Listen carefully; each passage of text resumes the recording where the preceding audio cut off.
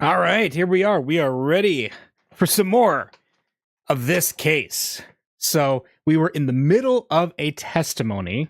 So let's go ahead and jump in and see what we can see, shall we?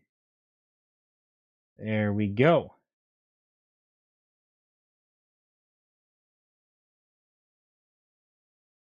All right, stream is all set up, and we should be ready. She shows dying message. Hello, hello. All right, so we're going to do some pressing. I noticed she shows dying message right away. Wendell, when you saw the cards on the table, what made you think they were Master Tornado's dying message? Well, it was a coded message right there next to the body. I'm sure anybody would have thought that they were there to name his killer. I love murder mysteries and often watch them on TV. Oh, I see. I saw a similar scene during a murder mystery marathon last Tuesday. That's what made me think this must be a dying message. Okay, so he watches murder mysteries, okay. Taifu Tornado's dying message. It's not FK in the coffee, like Deadly Premonition, but supposedly the cards there are supposed to be saying that the culprit is wet number 4. But we'll see about that. The stiff cards were right there next to the stiff, you see. The cards were on the table your master's body was slumped over, right? You must have been surprisingly calm to notice them at the time. As I said, the stiff cards were right there next to the stiff, so they were hard to miss. But wouldn't it have been more natural to notice the victim rather than the cards? The message just caught my eye because the stiff cards were right there next to the stiff. You keep saying that, buddy! Yes, but that fact hardly seems significant enough to make a person take note of them. Stiff cards next to the stiff. So basically, there was no real reason for them to catch your eye, was there? Why do you keep saying that? You keep saying that! Actually, I think he does. It does mean what he thinks it means, but yeah. Hey now, enough with silly puns already. Yeah, that's his other personality.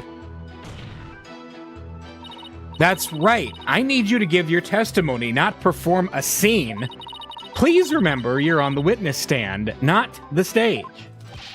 But look at all these wonderful people in the audience. It's only natural for an entertainer to want to, for them have some fun. I guess we can let a few jokes slide, right?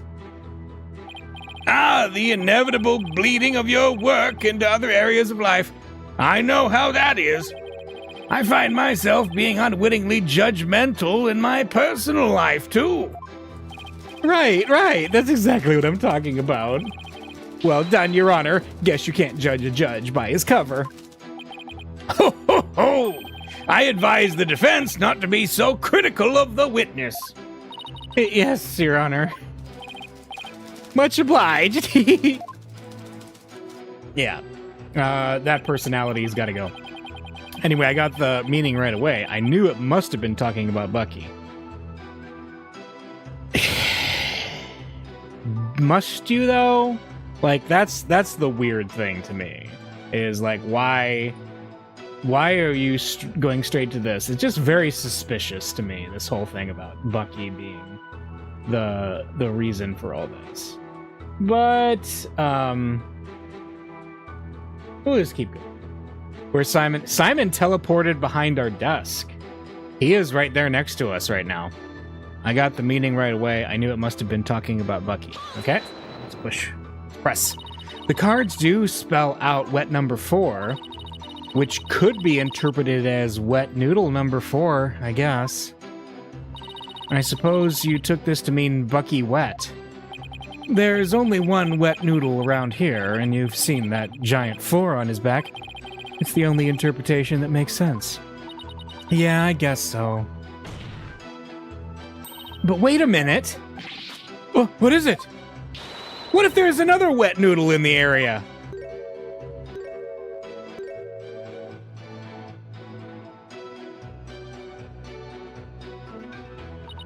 What? Did I say something strange? Bucky is the sole heir to the shop. So enough with the ludicrous straw grasping. Hey, how was I supposed to know? Just listen to the testimony again and find the glaring inconsistency. And that was the Master's final message, left as he was drowning in soba broth. Hey? So the victim lined up those cards in his final moments? How can you be so certain that's how it went down? I know, Shisho. He would never let someone get the last word on him, even in death. Wait, what did you miss? Oh, you just kind of missed that Simon is going to help Athena out, so he's officially off team prosecution, and he's on team defense now. With his face in the soba broth and his consciousness fading away, he left a message that pointed toward Bucky as he left this world. It's the only way it could have happened. Wait, the only way? Now you're just speculating. Look, a dying message is something you leave as you're dying, right? I saw a scene like that in a detective show. Duendo, we have a saying in my country. Silence is more precious than diamonds. Please do not speak any more than is necessary. But talking is my livelihood, you know. I talk all the time, this and that, truths and untruths. I can't stop myself from talking. Hopefully he'll stick to the truths without any of those untruths. It's so like Shisho not to write Bucky's name outright. Plain and simple wasn't his style. It's so like Shisho not to write. Okay, let me press that one, but that one's a little odd. But don't you think it's strange? Could a dying person really leave such a convoluted message? Even in the throes of death, it was in Shisho's nature to throw in a twist somehow. Truly the consummate entertainer till the very end, don't you think? Was he really that great of a man, Simon? It would have been no easy task, to be sure. But who knows? He wasn't an entertainer for 55 years for nothing. If I ever bite the big one like that, I want to leave a message as good as Shisho's. Well, let's hope it never comes to that. He kind of looks like a Mega Man Legends character when he has that face. And now I'm just sitting here, bringing up my personal trauma of Capcom canceling Mega Man Legends 3. It's only been about 10 plus years since they did that, and no, I'm still not over it. Capcom, if you're listening, because, you know, I'm a major influencer here, yeah, get on that. Why don't you greenlight Legends 3 again? Simon, are all Rakugo artists like this? It's hard to say. It could simply be the eccentricity of an entertainer, or perhaps he's hiding something. Well, he doesn't have to entertain people in a court of law. And if he is trying to hide something, maybe it'll show up as a contradiction or something. I think I'm going to review the court record real quick. I'm not actually presenting on this. I'm just going to review it. So first of all, we have our ubiquitous and all-powerful attorney's badge. My attorney's badge. It's lost that brand new shine, but that just shows how far I've come. That's right, Athena. You have come a long way. Backstage diagram. Okay, so we got that, and we did present that because Simon and Garu's story was a little bit inconsistent. Garu's story in particular was a little bit off. Crime scene report. So there he is, and he's got the camel wine and camel buns. Not a cigarette brand, obviously, like it is here in America. in the great country of America, which Phoenix Wright definitely takes place in. Those are very American outlets over there. Let's see. The victim was making soba noodles from scratch in the dressing room. The room is covered in soba flour. There are 2 drink cans in the fridge. Got it. Taifu's autopsy report. The time of death is between 2 p.m. and 5 p.m. The cause of death is suffocation. So, Taifu Tornado's autopsy report. Time of death. Wait a minute. Cause of death. Nothing was found in his lungs. So, wait a minute. That's interesting because, like, if he was drowned in soba, right? You would think, if he drowned in soba, you would think that he would have the soba noodles, soba broth in his lungs, right? So I think, what was the statement where Uendo here said that? It was at number 4. That was the master's final left as he was drowning in soba broth. It was so late not to write Bucky's name. Let's see. I think... Let's present here, because I think this is the contradiction point. Yes, because he would have had the broth in his lungs if he drowned in the broth, so he didn't suffocate there. So, hang on. Oh, I went ahead. What did she say? There's a contradiction in Uendo's testimony. And would you care to explain where, Miss Sykes?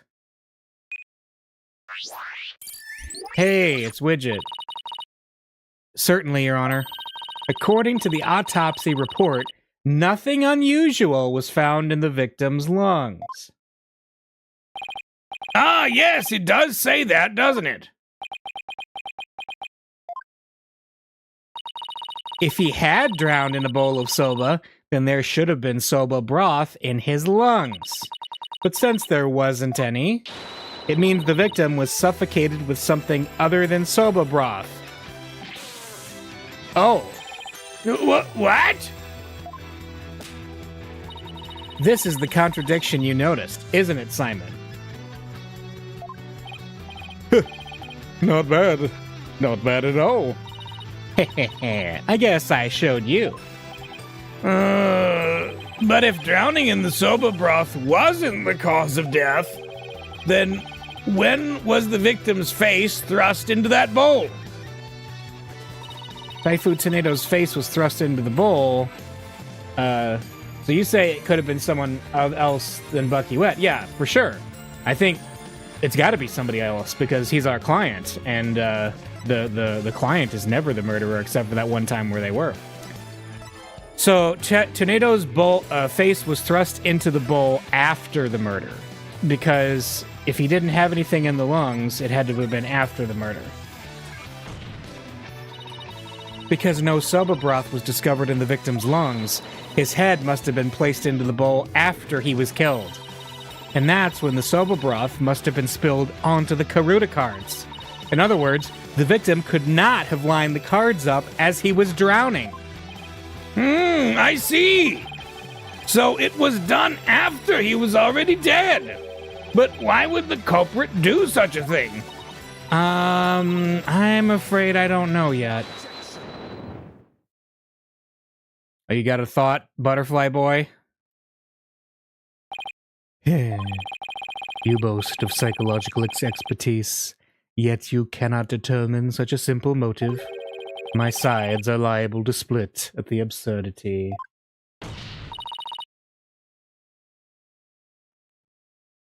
Hello. It is. Well, happy birthday to you. What? And I suppose you know why? Of course. Desecrating the body in that manner indicates a strong sense of enmity on the part of the perpetrator. Yes, that does make sense. It certainly paints a clear picture of the culprit's intense feelings toward the victim. Feelings of resentment over the theft of the soba shop's deed, no doubt. Just great. Now the judge has an even more unfavorable impression of Bucky. Silence. Must you come undone at every juncture?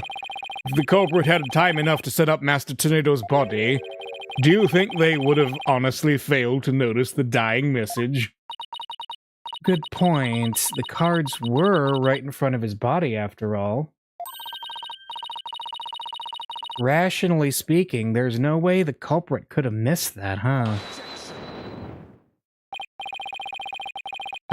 But was the accused rational at the time, given the way he stormed out of that room? Silence. Never mind that. I have something more important to ask you, Endo. Me? You saw the Karuta cards firsthand, did you not?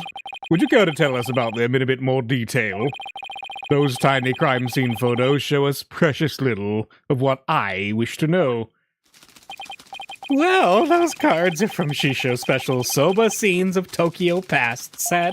Each card is related in some way to Soba. Spare me the history lesson, just tell me how the cards looked at the scene and no more. Well, there was soba broth spilled all over them.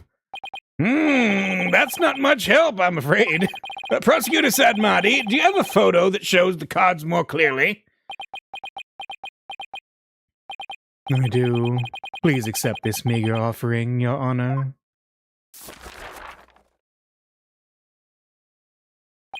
What is it? Wavy, Hound, Equipment, Traditional, Nostalgic, Ouch, and 4. Okay. This just had to be the soba case. Now I'm hungry for soba. I've not eaten since last night. Oh, well. Yeah, I can understand that. Because soba is good stuff. And not having eaten in 24 hours, that tends to... If you're actually like doing a fast, because I do intermittent fasting. So like I will sometimes have my worst hunger moments like 24 hours in.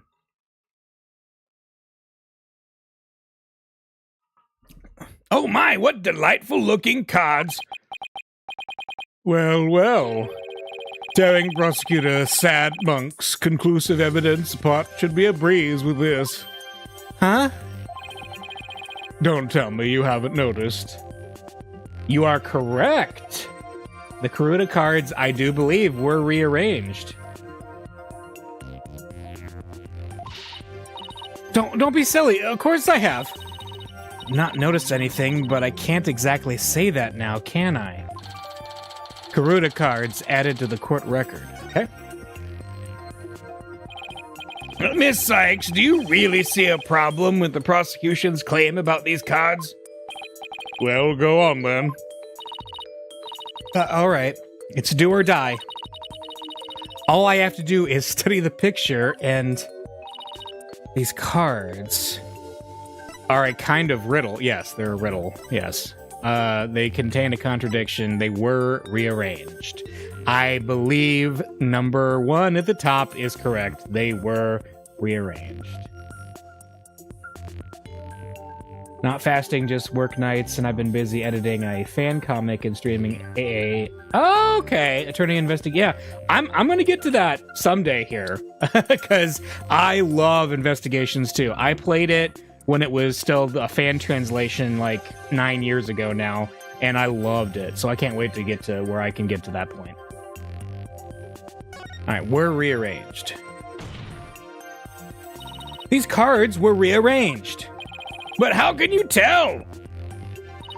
Please take a good look at these cards, Your Honor. The answer is right in front of us. Where exactly should we be looking, Miss Sykes? The soba broth stains, because you can tell some of the cards are soaked, some of the cards aren't, and the cards that are directly on the thickest part of the spill are clear, but some of the cards that are away are soaked.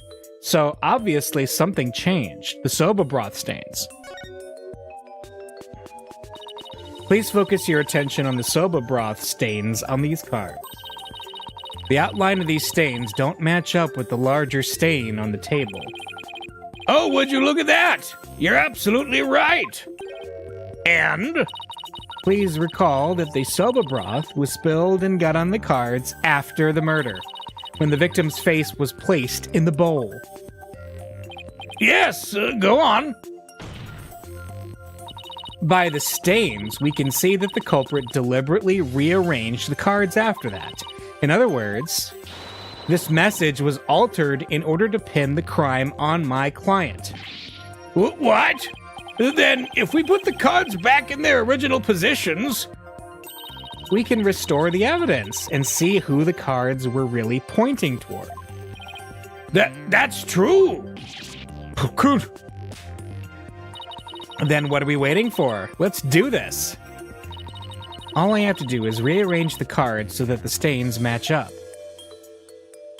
Ooh, we're gonna get to do a puzzle. I'm feeling like this is like the 7th guest or something. I'm dating myself horribly by that reference, by the way. I'm very old. Let's see, where was this W card originally? All right, hang on. I'm booting my brain up here. Is it there? Perfect. Okay, the H card is next. Let's see, where was this H card originally? There. This Soba stain looks a little bit like the state of Texas, by the way. Let's see, where was this E card originally? There. A perfect match! Next up is the T card. Let's see, where was this T card originally? The T card, I bet was right there. Great, that fits right in there. Now the N card. Actually, this is also taking me back to some of the puzzles from Phoenix, the Ace Attorney Case 5 of the first game, the Rise from the Ashes. Let's see, where was this card originally? Well, it's got to be right there. I think you're right, by the way, that it's Owen. Yeah. There, that looks good. Now O. Let's see, where was this O card originally? Right there. Yep, Owen. Nice, almost done now. The last card is 4. Owen 4th. Let's see, where was this 4 card originally? Well, that one's totally soaked. And there we go, we got it. We did it. We did it. So the message wet number 4 was originally supposed to say Owen 4th. And this original message is our clue to the identity of the true culprit. What? That indignant look on Prosecutor Sad Monk's face is positively priceless. This is absurd. So it was originally Owen 4th? It wasn't wet number 4? Maybe the lawyer is smarter than we thought. Order! Order in the court! Well, I never would have imagined that there was more to these cards than meets the eye. Transformers. Karuta cards. They originally spelled out Owen 4th. There we go. So now that that's settled, what does this Owen 4th mean? Wait, am I? What else do you suppose is to provide an explanation? Of course, it's you. But I hadn't thought that far yet. Change the cards around all you'd like. But if you cannot explain what the message means, then it is as worthless as you are. Defense. No!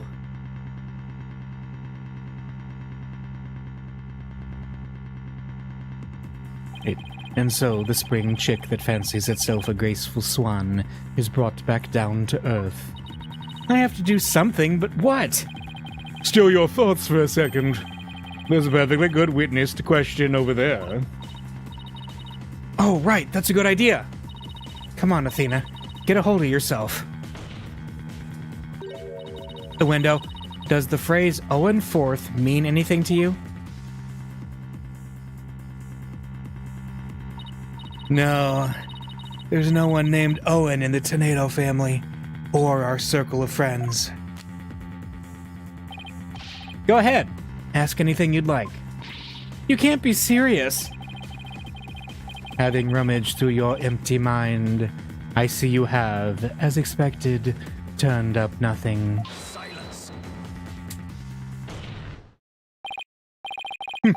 I'm afraid I have no idea who the devil is Owen Forth is either. But the fact remains that the cards were rearranged to pin the blame on Mr. Wet.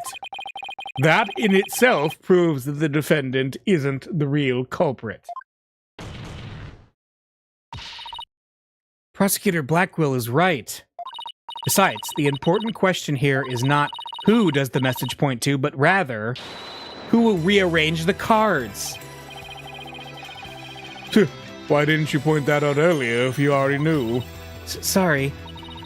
In any case, there were two opportunities for someone to rearrange the cards. The first was when Mr. Wet entered the dressing room, and the second was when Uendo discovered the body. Are you accusing me of rearranging the cards? Me, who came to testify out of the goodness of my heart? Well, you didn't exactly come running out screaming straight away, did you? Even a mere 2 to 3 minutes is more than enough time to get up to some devilry. So what exactly were you doing in there, Uendo? He's nervously sipping his tea. Uendo had a DID.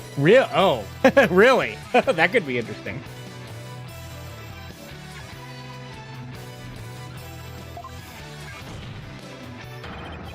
Put down the tea and spit out your answer. Mr. Prosecutor, what's a guy supposed to do at a time like this? Silence is more precious than diamonds, witness. Therefore, you need only stay silent. The defense is devious. They are waiting for you to make a slip of the tongue. Oh, I see. So that's what they're after, is it? In that case, Your Honor, I've decided not to say another word. Very good. After all, your right to remain silent is protected by law. Well, Prosecutor Blackwell, any other brilliant ideas you'd like to share? Well, I don't know how... That doesn't exactly apply to witnesses on the witness stand, though. I mean, yeah, they don't have to incriminate themselves, but I don't think that exactly works the way that you think it does. Nayuda.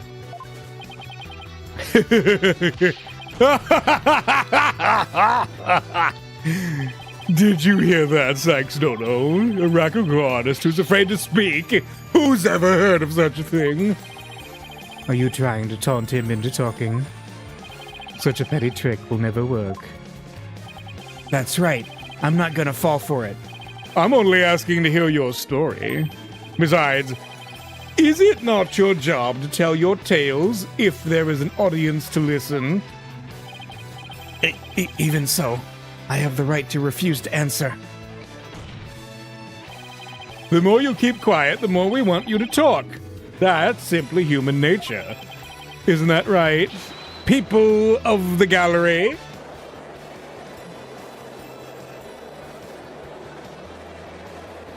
Yeah, they're clamoring for it. Hey, we're actually using Simon's psychological background again. That's great. Even with this wonderful audience in front of you, you still refuse to talk? If so, then perhaps you chose the wrong line of work, my friend. Are you saying I should quit? Because I'm not afraid to speak my mind, I'll have you know. Oh no, never mind what I just said. It is scary to talk. It's absolutely terrifying. But no, as a Rakugo artist, I must talk. If I don't, how can I ever show my face on stage again? Your Honor, I'm ready to testify.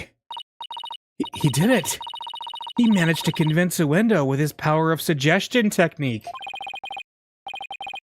Bully for you, Uendo. That's as a real Rakugo artist should be. All right. If the witness wishes to testify, then by all means, please do. To be turned by such an obvious ploy. What a man of weak spirit. That's right, admit it, Uendo. We got this. We got this, guys. In the dressing room. After my performance, I went to visit Shisho. I called to him from outside the room, but he didn't reply. When I entered the dressing room, I saw Shisho slumped over the table, motionless. From what I can tell, there do not appear to be any inconsistencies in the testimony. Of course there aren't any, because I'm not trying to hide anything. Prosecutor said Marty's right. I don't see anything inconsistent either. But I did pick up on some faint discord in Uendo's heart. Ponder all you would like, defense, but it is pointless. Your Honor, I believe there is no need for further deliberation. No, there's more. Yeah, come on. I disagree, Your Honor. I detected discord in the voice of the witness's heart. Ah, she's going to get onto his Discord server again. We haven't done this in a little bit. That's a clear indication that Uendo is facing some sort of inner turmoil. Are you saying what I think you're saying, Miss Sykes? Yes, Your Honor. The defense would like to conduct a quick therapy session on this witness. Uendo, there is no need for you to submit to this so-called therapy. It's fine by me. I have nothing to hide. Bring it on! Impetuous fool. Why will you not listen to the guidance of this humble servant of the Holy Mother? If the witness wishes to proceed, I see no problem, prosecutor. In one ear and out the other. It seems this performer has no need for your so-called guidance, Prosecutor Sadmonk. Just know this, Uendo. Your folly will surely earn you divine retribution. Thanks, Simon. I'm gonna make the most of this opportunity you created for me. Just keep your wits about you. I will. Uendo, could you tell us again about what happened in the dressing room?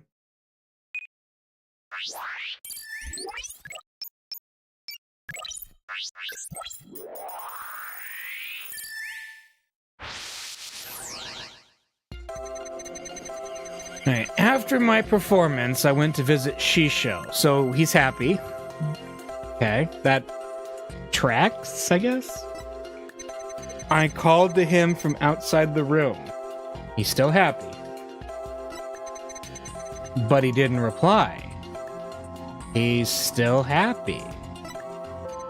When I entered the dressing room, I saw Shisho slumped over the table, motionless. And he's sad, but not surprised. That's weird. I didn't really notice any unexpected emotions in that testimony. I did.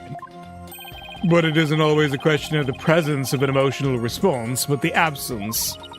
You know, you're right. I like this because Black Quill would actually know this. It's not always the emotions I do see. Sometimes it's a matter of what I don't, but would expect to see. Did I call it, or did I call? I mean, I haven't... Okay, I'm not going to count my chickens before I've objected to them, but I think I'm calling it here. I'd better carefully compare Uendo's statements to his emotions again. Went to visit Shisho, right? Didn't reply. Alright, pinpoint. He is not surprised. Why isn't he surprised? Uendo, I'm noticing something strange with these emotions. Some thin stranger with cheesy toe skin, you say? What? No! Something strange with these emotions!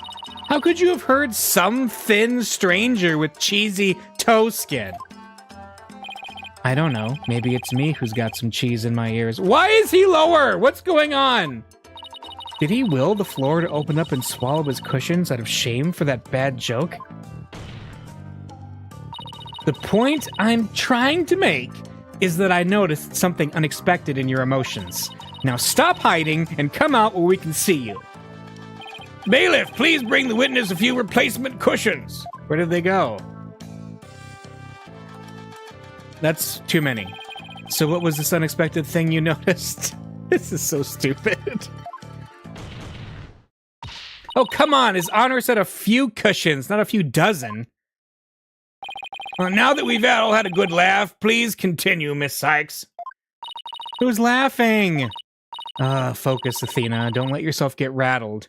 What did Gumshoe bring the cushions? I'll get you a few dozen, pal. When you entered the room and saw your master slumped motionless over the table, you weren't the least bit shocked, Window. Don't you think that's a little odd? Is it, though? The lack of surprise means you were prepared for what you saw.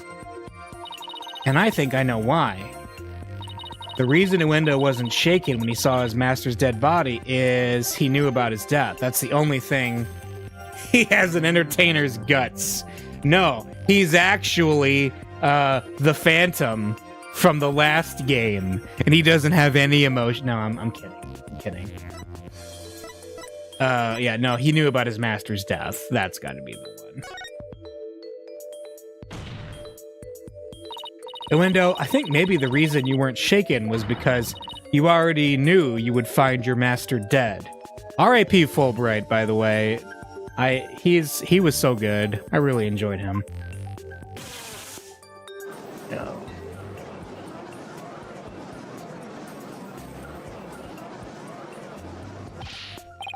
What? What kind of a thing is that to say? You've got it all wrong. Oh, right. I just remembered something. I thought Shisho was just sleeping when I first saw him.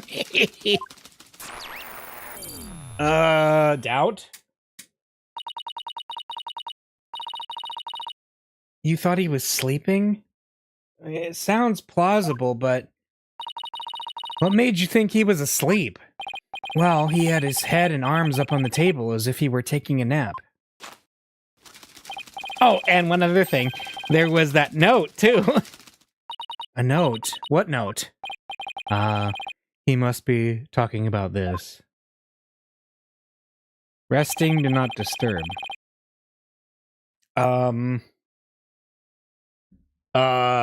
Why didn't we hear about this before? Pardon? Excusez-moi? All those things? It appears to have been written by the victim. Allow me to read it. Resting, do not disturb. Yes, that's the note I saw. After reading that, who wouldn't think Shisho was napping? That is a pretty reasonable assumption. You've got to be kidding me. Taifu's note. Okay. That's right. I saw this note, so that's why I thought Shisho was asleep. I want to change my testimony to include that statement. All right, I'll run an update. That's a big thing to forget, buddy. It's wrapped. After my performance, I went to visit Shisho. I called to him from outside the room, but he didn't reply. So again, happy. Got it. All right, info update. When I opened the door, I thought he was sleeping. And... wait, you don't feel a thing at that statement. Interesting. But something seemed off, so I rushed over to him. I was shocked to find him dead. I couldn't believe my eyes. Okay, so he's sad and surprised. That makes sense. Why is he mad here? Why wouldn't he be surprised? He's angry. Does he think, oh, did he think he was drunk? Maybe? Did he think he drank all that wine or something? It was shocked to find him dead. Okay. There was one emotion that seems out of place given Uendo's actions and statements. It's the anger, right? I wonder why he felt that particular emotion then. If you've noticed something, then hurry up and point it out already. I know. I'm just trying to be thorough, that's all. Maybe the TV stubbed Uendo's pinky toes. Ouch! I've been there. It looked to me like you were just being timid. I was not. You just watched me pinpoint the heck out of his emotions. I like having Simon on our side. I think that needs to happen more often. Okay, Capcom influencer here. The next Ace Attorney game that you're definitely working on, Simon needs to be in it a lot, and he should be our partner. And Clavier should come back too. Alright, this is it. Why is he angry? Window, I noticed something funny in your emotions again. Funny, you say? I guess an entertainer of my caliber can make people laugh, even with my emotions. I didn't mean that kind of funny. Quite the opposite, actually. When you entered the dressing room, I see that you suddenly felt anger. What I want to know is, what made you feel angry all of a sudden? What? Let's see. Oh, yeah. Now I remember. As I was going in, I whacked my little piggy on something.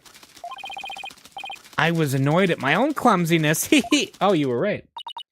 Wait, you mean you stubbed your pinky toe? Just a little bump on my little piggy. No big deal. It's embarrassing, really. What did you stub it on? Sounds like he's hiding something. I'd better dig a bit deeper. No need to be embarrassed, Uendo, but I'm afraid it's something we need to look into. I don't really see anything you could have stubbed your toe on in the area around the dressing room door in this picture. But maybe there was something there at the time. Uendo, what exactly did you stub your toe on? What an irrelevant question. You dishonor the soul of the victim with these unnecessary delays. You tell her, really? Who doesn't stub their toe every once in a while? You really gotta fuss over every small detail like this?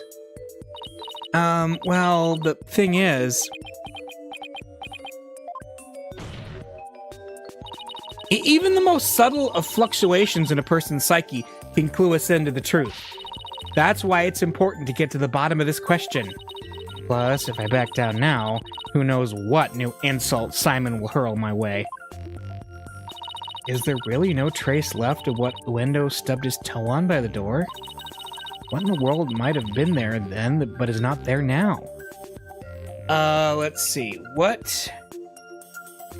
Oh, what? Is there like an impression there? I kind of noticed that. What did Simon stub his... Or what is Simon? Uendo, the TV?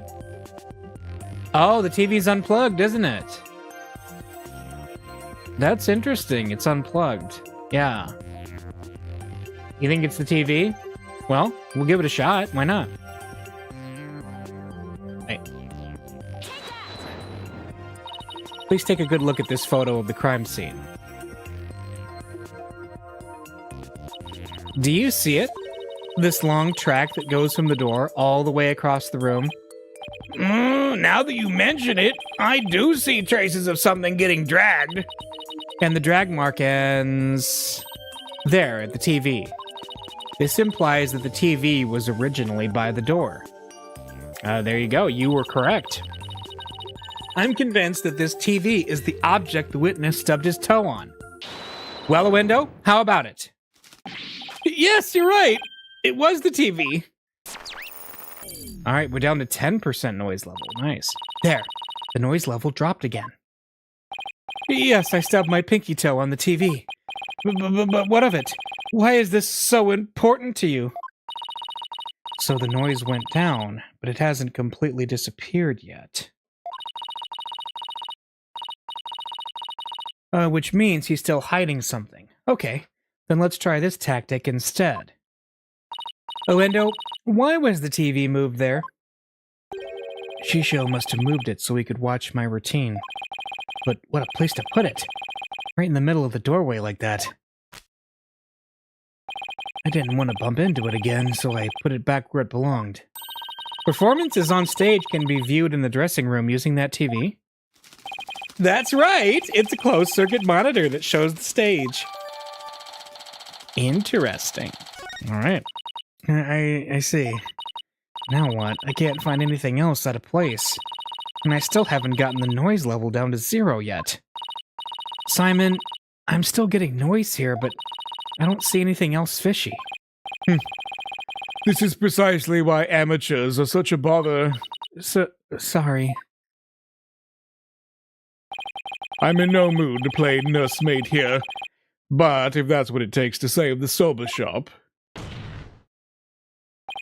Hoi, Uendo. Here's a curiosity for you. This table Master Tornado was slumped over. Looks like it was moved. Did you happen to bump into it while you were moving the TV back? Oh my, yes, you're right. The TV hit the table, and Shishu's body moved with a jolt. That's when I first realized that Shisho was dead. Oh, but how scared I was. I see. Thank you. We're finally getting a more precise picture of how the body was discovered. But I'd wager you need to put the spurs to Uendo just a trifle longer. Right. I can't keep asking Simon to bail me out like this.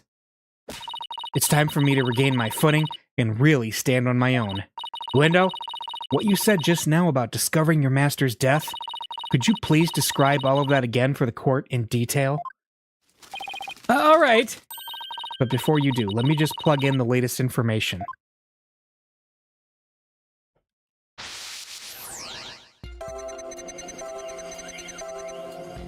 Alright, after my performance, I went to visit Shisho. I called to him from outside. Yep. But he didn't reply. When I opened the door, I thought he was sleeping, so we got rid of the anger. Because we're updating it. I tried to enter the dressing room, but stubbed my toe on the TV. When I put the TV back in his normal spot, I realized that Shisho was dead. Alright. And what's this new one? Seeing him slumped over that cluttered table. Oh, Shisho. He was shocked. Did he... Wait. He's like super shocked. He's like overwhelmingly shocked. Can we say more than sad? Why is he more shocked than sad? That's odd. After the initial shock of finding the victim dead, you reacted with surprise again. What was it that surprised you, Uendo, besides your master's death? What do you mean? What's more, you were even more surprised the second time than the first. What could have surprised you more than finding your late master? Search me. Your little thingy must have made a mistake. Silence. The girl is as sharp as a trout, to be sure. But her ability to hear people's emotions is absolute. Now, get to remembering, Uendo. What was it that surprised you? That was a compliment, right? Well, What, his noise level went back to 100? No, we've pushed him too hard and now he's mentally all over the place. His emotions are completely out of control. Out of control? Care to explain how that's relevant? You know how normally I listen for the hidden emotions in a witness's voice, right? From there, I look for inconsistencies between their testimony and those emotions. But sometimes a person's feelings can run too high, making it hard to get proper readings. So that's how your Matrix program works. Fascinating. Ordinarily, it's just one emotion that runs out of control. But it seems there's nothing ordinary about this time.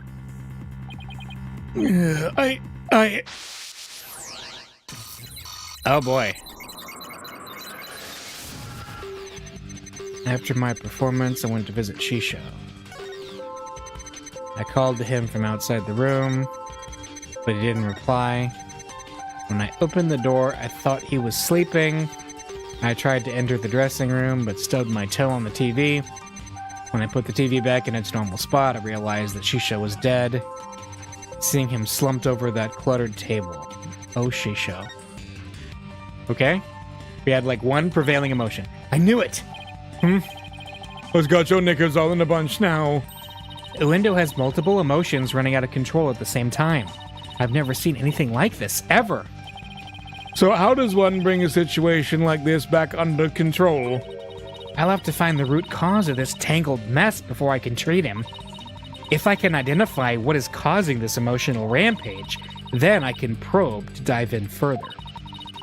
I'll need to point to what I think is the root cause and hit probe again. Through this process, I can identify exactly what's causing Uendo so much distress. And that will help bring his emotions back under control? In that case, let's get started, shall we? All right. I can't guarantee success, but it's definitely worth a shot. Time to look for the root cause of Wendo's rampaging emotions. All right.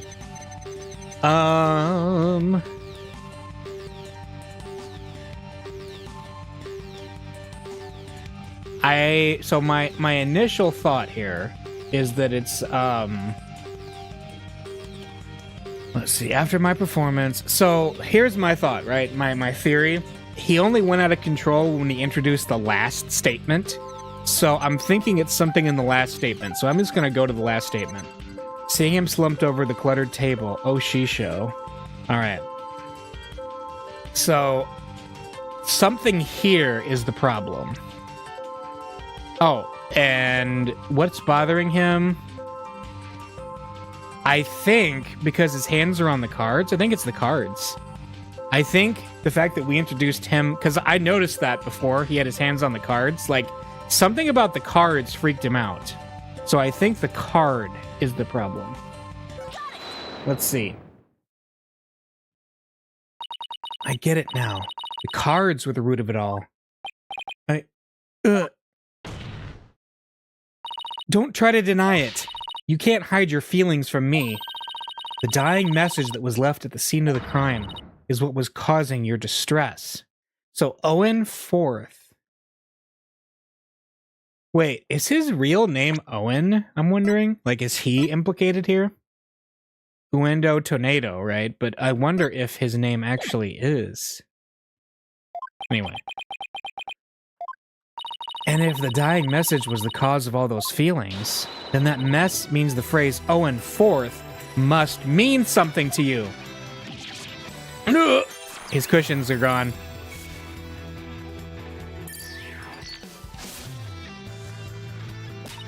There. Noise level 0. Finally. The dying message consists of 2 words, Owen and Forth. But neither of these 2 words have anything to do with his witness. This topic warrants no further argument. Sure, there may not seem to be any direct connection between Uendo and the message. For now. But why don't we wait and decide what's necessary after you hear my theory? I trust you've hit upon something, Athena. Yep. If my theory is right, we can finally solve the case of Uendo and the mysterious Owen Forth. Well, go on then.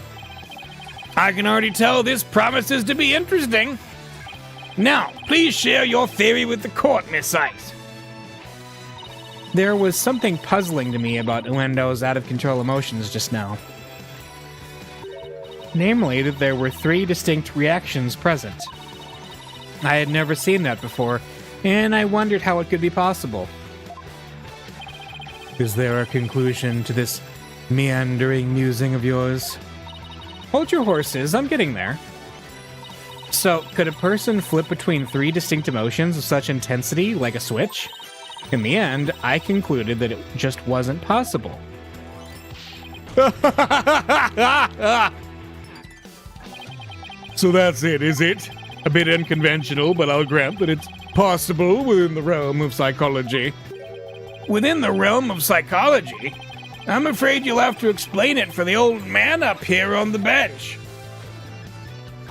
Your Honor, my theory is that Uendo is a robot, has supernatural powers, has multiple personalities. So, multiple personalities is probably correct. But, I mean, there are people with supernatural powers in this story. We can't deny that. Is a robot. This is sadly not Mega Man. So, it's going to have to be multiple personalities. With so many distinct personas, it's clear to me that Uendo has dissociative identity disorder. What does that even mean? Your Honor, the defense would treat this trial as a child's jest. Multiple personality disorder, a preposterous proposition indeed. Would you not agree, witness? How did she know? How did she figure it out?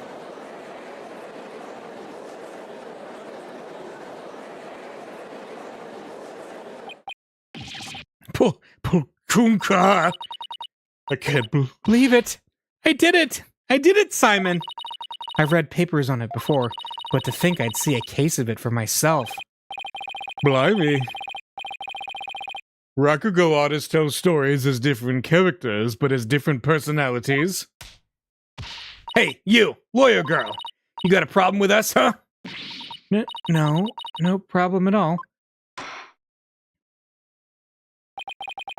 This is all very hard to believe, but now that we've established that the witness has multiple personalities, could each of them please introduce themselves to this court? The window, Tornado. I'm a Rakugo storyteller, as you know. Hello, everybody. Patches, the friendly jester here. Kisagawa, courtesan. And is that all of you? Yes, that's all of us. So there are 3 personalities in total. Owendo, Patches, and Kisagawa, huh? Well, Simon, what do you think now? That's your one lucky duck. Just be glad they were dense enough to help you out. Can't you just straight up say I did a great job for a change? You appear to be quite proud of your self-defense, but all you have done is infringe upon the privacy of the witness. I couldn't disagree more, prosecutor. Now that we know there are 3 personalities, a new way for us to interpret the meaning of a certain piece of evidence has arisen. A new interpretation. Oh, now I'm very curious. What is this piece of evidence you're talking about, Miss Sykes? Knowing what we know about Owendo and his personalities, this now makes perfect sense. Owen Forth. Yeah, the Karuta cards. The Karuta cards? You're right, Your Honor. Recall the original dying message left at the scene. We didn't have a clue as to what Owen Forth could have possibly meant. But now, with this new information about Owendo and his personalities, isn't it possible that Owen Forth actually means a secret 4th personality of Owendo's? A personality named Owen? What? Pulkunka. Owendo must have kept his dissociative identity disorder from us because he didn't want to be associated in any way with that dying message. No, that's not why. We kept our disorder a secret for a different reason altogether. We've been taking advantage of our affliction to act out various Rakugo characters. And word of this got out, well, our reputation as a Rakugo artist would be tarnished, as would the Tornado name. That's why we kept it a secret from everyone except members of the Tornado School. Really, there is no 4th personality. It's just the 3 of us in here. A plausible enough sounding story. But it doesn't prove you didn't rearrange the cards, does it? But I will concede that it is highly likely that the witness rearranged the cards. Is Prosecutor Sadmati actually agreeing with us? However, it is not also possible that the accused killed Master Tornado.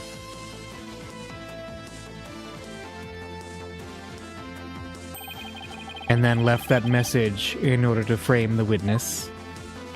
And upon noticing the cards when he found the victim's body, Owendo rearranged them. A fantastic tale, but a tale nonetheless. No one outside the Tornado School knew about Owendo's multiple personalities. Owendo just finished saying so himself. That is true, but ultimately meaningless as a point. The witness was only in the dressing room for 2 to 3 minutes. That's far too little time to commit murder, wouldn't you say? Then who's to say he couldn't have done it before his discovery?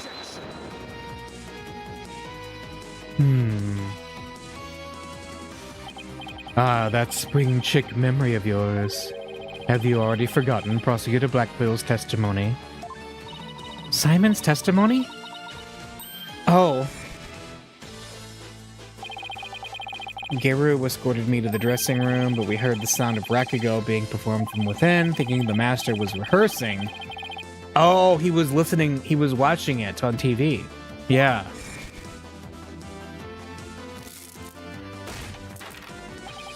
That's right. Until just a few moments before Uendo entered the dressing room, Taifu Tornado was confirmed to still be alive. Ah, the TV, though. The TV. Ugh! No! Not only that, but Uendo was on stage until just before that he discovered the body. A bulletproof alibi that I have already confirmed with several audience members. Oh, no! I also heard that his Rakugo performance that day was a steaming pile of... Well, you get the picture. Yes, I'm afraid so. Really stunk up the stage, I did. And yet, I have a perfect alibi. Indeed. Why not land the coup de grace on the defense by describing your alibi witness? Okie dokie smoky! Ah, man. He got us, but maybe not forever. Uendo's alibi. Let's go. I was on stage until just moments before I went into the dressing room. The entire audience was my witness. But my performance was a huge bust. Not a single soul laughed. I'll never be able to live down how terribly I bombed during that very important show. Uendo was on stage before he found the body, so he could not have committed this crime. It is time to let it all go, defense, and move on. We'll get this, Prosecutor Segmati. The Right Anything Agency never gives up. We fight to the bitter end. Allow me to say this once more. Let it go and move on. And allow me to say once more, I am never giving up. Let it go and never! This is pointless. You should have taken advantage of this opportunity while you could, you foolish child. Your worthless convictions only serve to prolong the accused's suffering. If words will not sway you, then perhaps pain will. Oh no! Anything but this!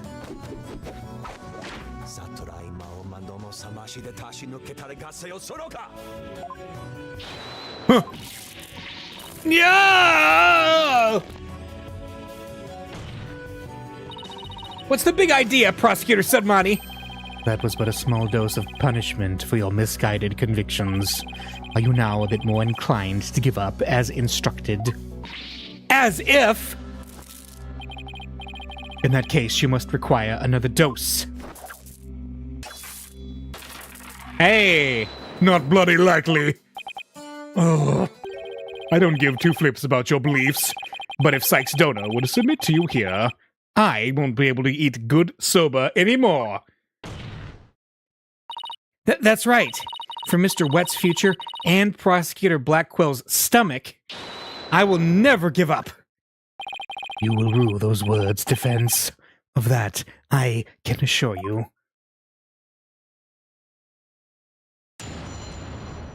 All right. Cross-examination time. Uendo's alibi. Not so fast. Actually, hey, we haven't gotten to the character who says not so fast yet. That's in the investigations games. I was on stage until just moments before I went into the dressing room. How can we be sure it was you who was on that stage? Are you asking whether it could have been some imposter? I guess so. Unlike a big arena, a Rakugo Theater is a cozy little place. It would be hard to fool an audience in such an intimate setting, don't you think? Yeah, I guess you're right. Good. I'm glad we could clear that up, because I guess you could say... the entire audience was my witness, right? That was actually pretty funny, seeing one prosecutor using their attack move to cancel out another prosecutor's attack move. Yes! Hey, what if a cup of coffee knocked the necklace away. Now that would have been interesting. Was there anything special about the stage or your performance that you can tell me? For example, were the lights dimmer than usual? Were there any problems or accidents? Not a thing. Everything was the same as always. Mr. Prosecutor, you questioned the entire audience, didn't you? Well, yes, of course. Apparently, nothing seemed amiss to them except, well, one small thing. One small thing? Oh, it's so embarrassing! I tried my best, really, I did. But it was the fact that his performance was terrible. Yeah. Do you have any idea what went wrong? I'm not sure if it was my performance or if it was just that particular audience. Or maybe it was the story I picked. But every entertainer knows that this kind of thing happens from time to time. I guess that makes sense. Still, I wonder how he could have flopped at his own commemorative show. Maybe I should dig into things a bit more. What he performed. I feel like she's like, you don't like it, how he breaks his coffee, and then he gets back like she cancels out. Yeah, right before the coffee can hit Athena, a sacred chalice flies in and intercepts it. Oh, that would be incredible. Yes, we can use our spirit channeling to bring Van Zeeks into this. Could you tell me which Rakugo story you performed? I could, but I'm not sure if it would mean anything to the uninitiated. Well, even if it might not, I might not get it, can't you at least try me? Alright, if you insist. The story I performed is called Toki Soba, otherwise known as Time Soba. Time Soba, huh? Maybe Uendo's right, he's only said the name of the routine, and I'm already lost. Ah, so you performed Time Soba, did you? What? You know it? Prosecutor said Mari. In the course of my studies last night, I became familiar with a number of stories. I must say, defense, you would do well to prepare better for your next trial. Simon, what's Time Soba about? Look it up yourself. Allow me to give an overview. The story takes place on a winter's night. A man orders a bowl of soba at a street stall. How you doing, sir? What can I get for ya? I see you've got seaweed-topped hamanaki soba. And I'll have a bowl of shippoku, my good man. It sure is cold tonight, isn't it? But there's nothing like a hot bowl of noodles and a soup to warm the soul. You know it, sir. One shippoku coming right up. So, how's business? Not so great, sir. Is that so? Well, that's great, because things can only get better from here, right? Wow, prosecutor! The customer talks on and on like this. Finally, when he is done eating, he goes to pay for his soba. So how much do I owe you? That'll be 16 mon, sir. I see. Sorry, but I only have small change on me.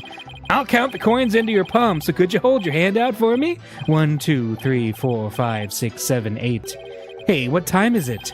It's 9, sir. 10, 11, 12, 13, 14, 15, 16. Thanks, and bye. Very well done, Prosecutor Sadmati. That was excellent. Huh? I don't get it. What was so funny about that? Don't you see? The customer paid with coins, counted them out one by one. Then, just after counting 8, he asked about the time. And the soba vendor answered with 9. Oh, now I get it. He made the vendor say 9, and then he continued counting from 10. Exactly, he cheated the soba vendor out of 1 mon with his smooth talking. The story continues with another man who saw the whole thing and tries to do the same. But he bungles the trick and ends up paying more than 16 mon for his soba. The story ends on that as the punchline. You can look up the rest of the details yourself. Oh, I'm sure Prosecutor Sad Monk over there would love to perform it for you after court. So basically, it's a story about a man cheating on his soba bill? That's kind of petty, isn't it? Is that really all you have to say about this classic story? Time soba is such a well-known staple of Rakugo that... Fine, so you studied a lot, but we haven't the time for a lecture detour right now, Prosecutor Sadmonk. Oh, I wanted to hear a little more, but I suppose it is off topic. That whole thing was incredible. I am confused. I'm too, but I loved it. I loved it. Getting back to the matter of hand, Miss Sykes, the witness stated that the story I performed is called Toki Soba, otherwise known as Time Soba. Would you like to add this to his testimony? Should I have that statement added to his testimony? Have it added, yeah.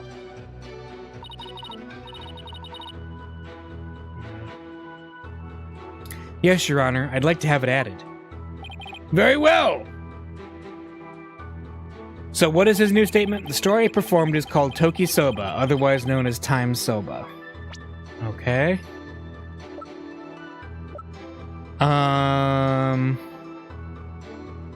Alright. Let's see.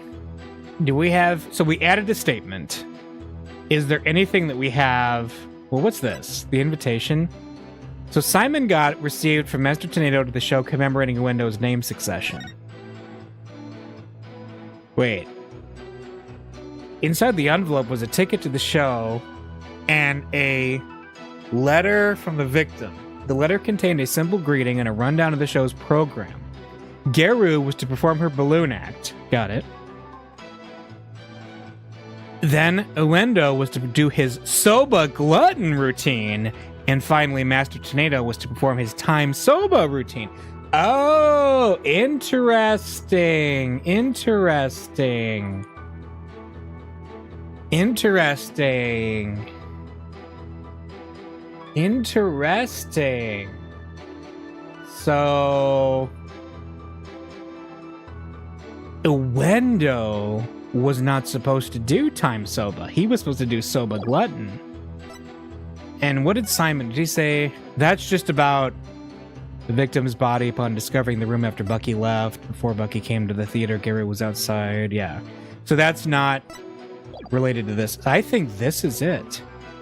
So he did Time Soba, but Tornado... Taifu Tornado was supposed to do that. Yeah. Uendo, isn't there something odd about the routine you performed? Odd? No, I don't think there's anything odd about it. But that's exactly what I find odd. The fact that you don't think it's odd.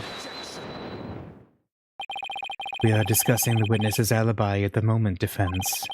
The show's program is completely irrelevant. That's where you're wrong, Prosecutor said Marty. The reason being it contradicts the statement the witness just made. Uendo, do you know what this is? No, what is it? This is an invitation to the show sent from Master Tornado to Prosecutor Blackquill. Included in the invitation is a rundown of the show's program, which clearly states that Time Soba was to be performed by Master Tornado himself. Got him. No. Uendo, why did you perform the routine your master was scheduled to do? Well, you see, the reason for that is... We gonna spit? How do I say this? You see, let's say it was a prank. It's a prank, bro. That's right, it's just a little joke, you see? I was trying to surprise Shisho by performing his routine before he did. Doubt. I don't know if I buy that. Was doing the victim's routine really just for laughs, or... Hey, didn't Simon happen to hear Time Soba coming from the dressing room? During Uendo's performance on stage? It seems like too much of a coincidence. Wait, can it be? What's the matter? You look like a hen with a dozen eggs to lay. Stop comparing me to birds! Then cease this bird-brain timidity. If something has occurred to you, then lay it out for us already. Don't breed resentment in those watching your performance. Okay. I don't have a ton of confidence in this theory, but here goes. It looks like Uendo's alibi checks out, Your Honor, but even though he was on stage at the time, he may have been trying to obfuscate a crucial detail about this case. Are you referring to the soba bill the man tried to skimp on in the witness's story? I'm not talking about the Rakugo story, Your Honor. Oh, I'm sorry, but then what are you talking about, Miss Sykes? What Uendo may have been trying to deceive us about was the time of the victim's death. Because if the TV was there and Simon heard Time Soba being performed, he actually heard Uendo performing Time Soba, not Taifu, time of the death. Uendo tried to deceive us about the time of the victim's death. What? Eek!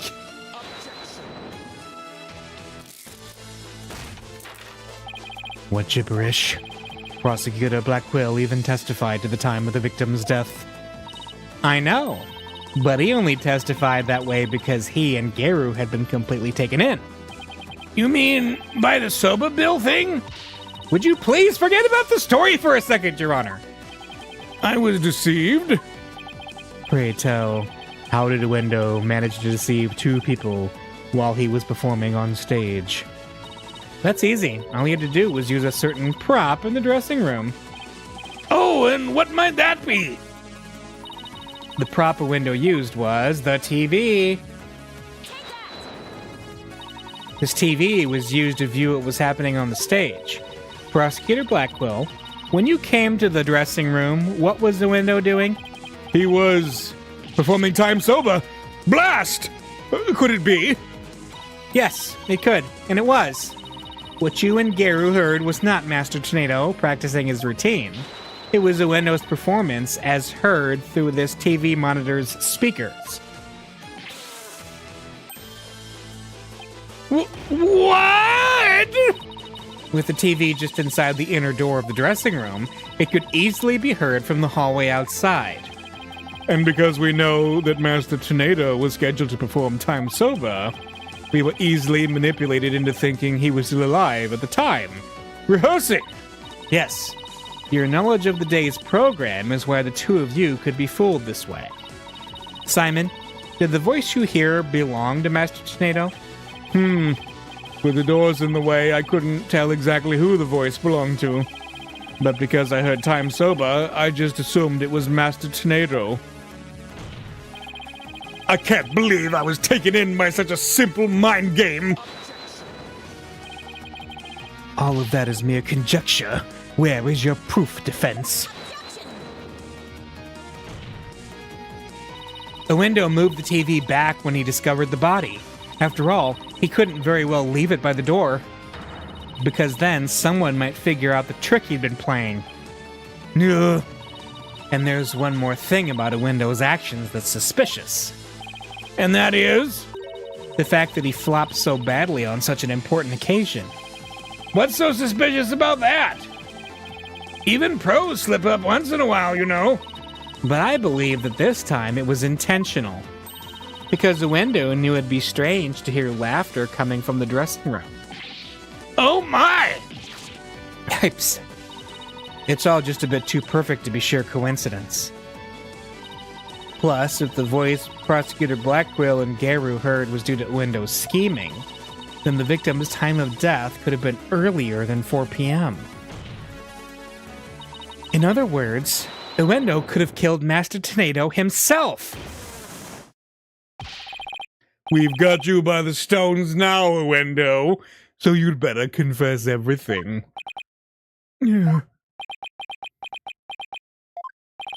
Well, witness, what do you have to say for yourself? We demand an explanation. Uendo! Yeah, I confess. I tampered with the crime scene. Oh, we got it.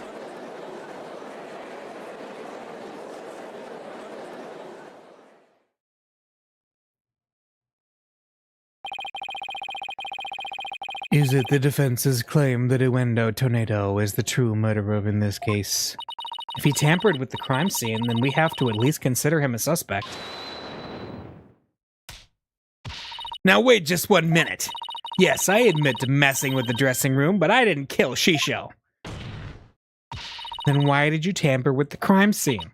I refuse to answer that question. What? If you suspect this witness, then I have a question for you. What could it be this time? Wendo had absolutely no reason to murder Taifu Tornado. After all, why would a Wendo kill the man who recognized his skills and promoted him? Oh! Well, his motive was, I can't think of a single thing. It appears you are also not aware of one other fact. And that is? That the accused visited the dressing room before 4 p.m. as well. Is it not natural, then, to suppose that the accused killed the victim at that time? What? Nobody told me Mr. Wet had also gone there before 4 p.m. We were only discussing the time frame after 4 p.m., so I didn't think to mention it. But now that you have made the time period before 4 p.m. relevant... Uh-oh, I don't like where this is going. So you really do not know what your client was doing during the time frame, do you?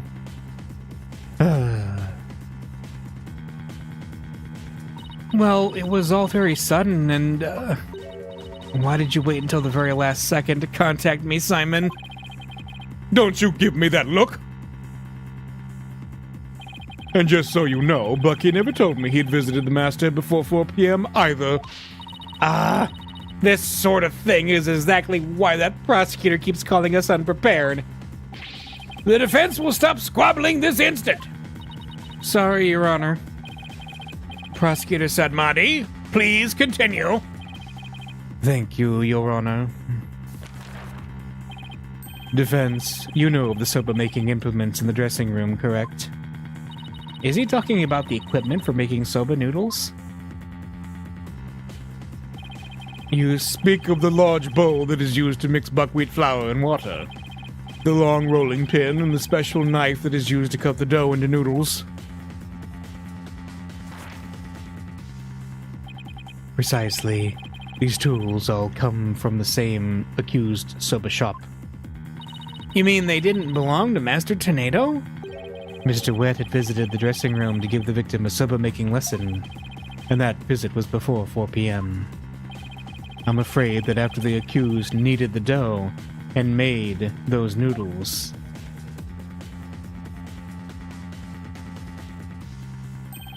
he committed the act of murder. But wait, that doesn't add up! If Mr. Wet killed the victim before 4 p.m., why would he return to that room at a later time?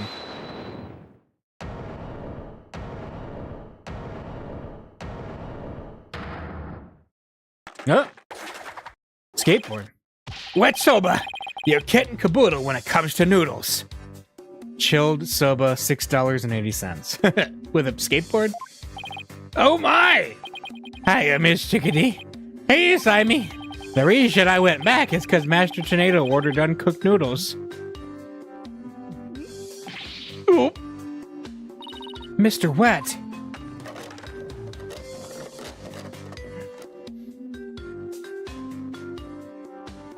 Yesterday, I brought noodle-making tools to the dressing room at around 2 p.m. That's when Master Tornado ordered uncooked soba noodles to stock up on. Uncooked noodles to stock up on? Yes, ma'am. Master Tornado kept a supply of soba noodles from my shop in his fridge.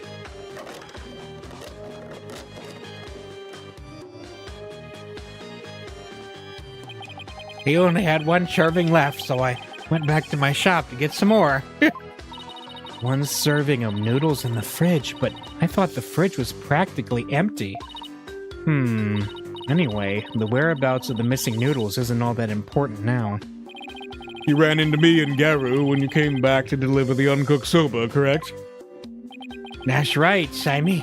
I made time out of my busy day to deliver him the noodles. And you know what? He ignored me when I called to him from the inner doorway.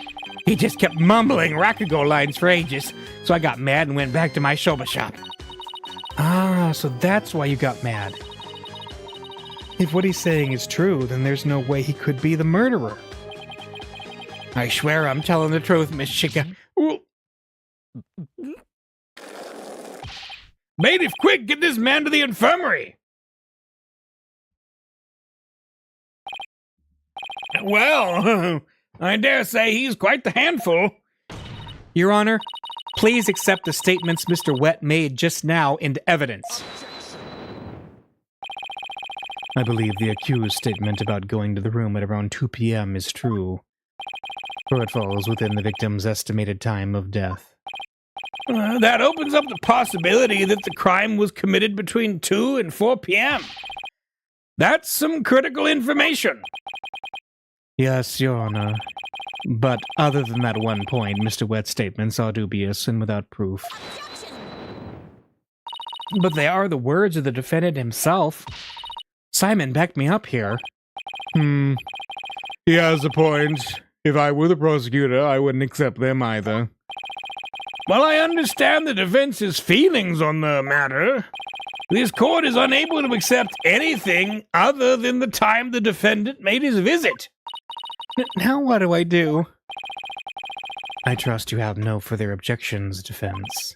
At last the time has come to send the soul of the victim onward to the Twilight Realm. Silence. What are you yammering on about, Prosecutor Sadmonk? We still have something we need to question Nuendo about. We do? Like what? Well, don't just stand there. But we don't have any evidence left to present. Have you forgotten already? Isn't there still a hidden witness you have yet to question? A hidden witness? Oh, that's right. Your Honor, there's still one more issue we haven't finished discussing yet. Oh, and what is this bit of unfinished business? We haven't finished discussing this issue related. Owen. Not his alibi, not the time soba thing, Owen. We still have to discuss the possibility of a fourth personality, the one named Owen. Are you suggesting that this fourth personality of Windows might be the true culprit? Jeez, not that again. I told you we don't know anything about this Owen. Look, Window, I know you don't have any motive to kill your master, but this Owen may have one for all we know. Come clean now, Window. You've got another personality stashed away, haven't you? Please tell us everything you know about Owen. That's enough. The witness has already stated that he knows not of any Owen character. Bravo! You tell him, Mr. Prosecutor. Hey, Patches. If you claim you don't know Owen when you really do, that's tantamount to perjury. If you want to exercise your right to remain silent, however, well, that's a different story. Do not listen to the depraved prosecutor witness. You will be tainted with his evil. Do you have any idea how dark and cold a prison cell is? I exercise my right to remain silent. What's this now? Changing horses in midstream, are you? Shut up! I will remain silent, and that's it. Patches, you fool! You stay out of this!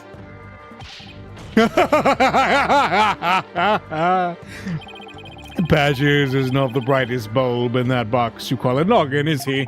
The fact that he switched from I don't know any Owen to I will remain silent is proof that he does know about Owen.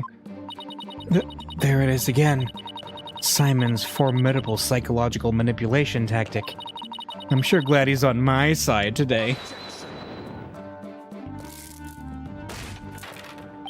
You dirty, despicable, depraved prosecutor.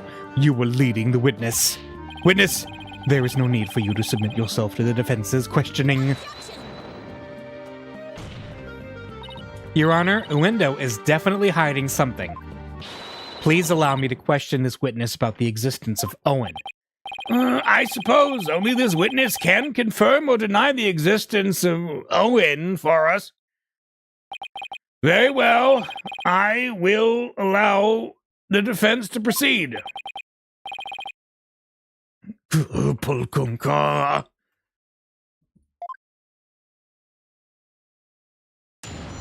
All right, witness testimony about Owen.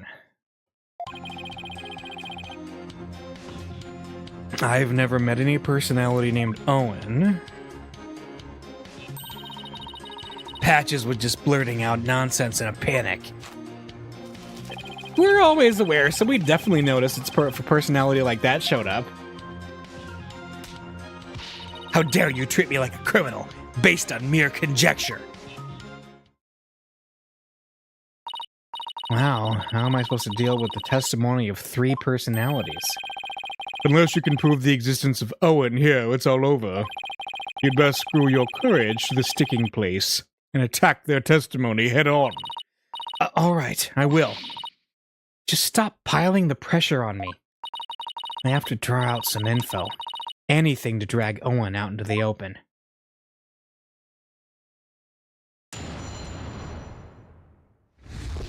Alright, about Owen.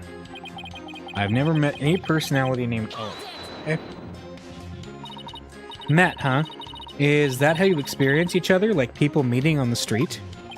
Well, it's more like all 3 of us are always here. And the personality that's most suited to the moment is the one that comes out. So when you're out a window, what are the other 2 doing? Well, we never know when our turn will come, right? We stand by and listen. So that means all 3 of you share the same memories? I never really thought about it, but I guess that's right. I see. Thank you. Please continue. See, Patches was blurting out nonsense in a panic. Okay. Patches, can I have a word with you, please? Why, hello, you rang. You said at first that you didn't know anybody named Owen, but then you exercised your right to remain silent. Were you afraid of committing perjury? Well, you see... I'll take over from here if you don't mind. Listen, I hate to say it, but Patches is about as smart as a sack of rocks. If you grill him with a bunch of highfalutin words, he is gonna want to keep silent. I see. So looking after loose-tongued Patches is your role, is it, Miss Kisagawa? Well, I don't know about that, but anyway, I do know that Patches was just flustered, and that's why he decided to remain silent. We're always aware, so we definitely notice if a personality like that showed up. Oh, interesting. But what if, for some reason, you 3 were unconscious at the time of the incident? If the 3 of you weren't alert and aware, what would happen? What would happen? I'm not even sure what you mean. I mean, you 3 share the same memories, right? But what if Owen is different? What if he has memories separate from yours? Maybe Owen emerges when the 3 of you are unaware or unconscious. No. Instead of speaking as if this 4th personality is a foregone conclusion, I suggest you prove his existence first. Well, we've already seen 3 personalities. A 4th wouldn't be a stretch.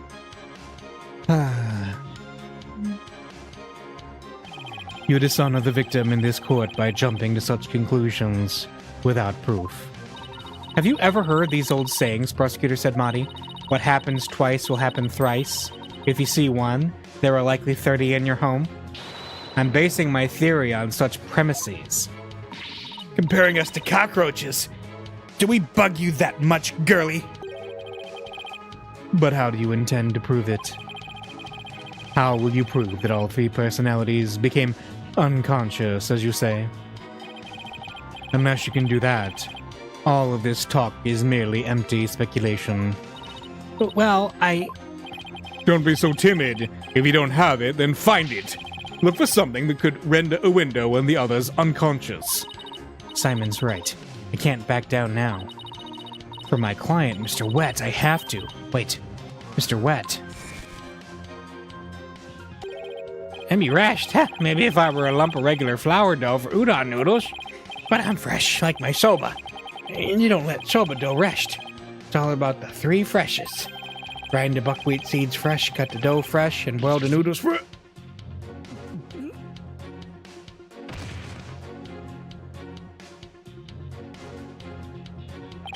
He's blacked out. Mr. Wet, falling unconscious. Wait a minute. I think I've got it. Miss Sykes, do you have proof to back up your theory? Wait, alcohol, right? Didn't he have... Yeah, there was a whole drained bottle of booze. And there's 2 glasses. I didn't notice that before. The camel booze. Whatever that is. Yes, it's the booze. Yes, Your Honor, I do. The proof is right here in this crime photo. It is? In that case, please point out what supports your theory. This most likely is what caused a window to lose consciousness. Yeah, he drank all the booze, right? This is probably what made a window lose consciousness. Ah, yes, the sake. And it isn't just like Master Tornado to pick a fine brand like Camel. Sake? Oh, you mean rice wine? Oh, please don't call it rice wine. That's so unsophisticated. And it's not even wine. Huh, silly girl. I must agree, you need to become more cultured, Athena. Tomato, tomato. It's made of rice, and people get drunk from drinking it, right? It's called sake. End of story. Fine, sake it is then. Ay caramba, everybody's so touchy about these things. I recall Master Tornado would often have a drink or two before performing. He said it made him more eloquent. Drinking too much of the stuff can make one lose consciousness, though, of course.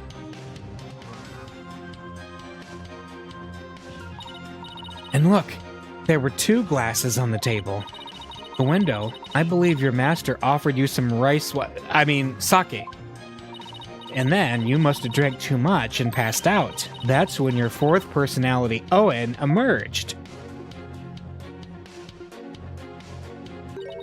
I drank sake. Oh, that's a good one.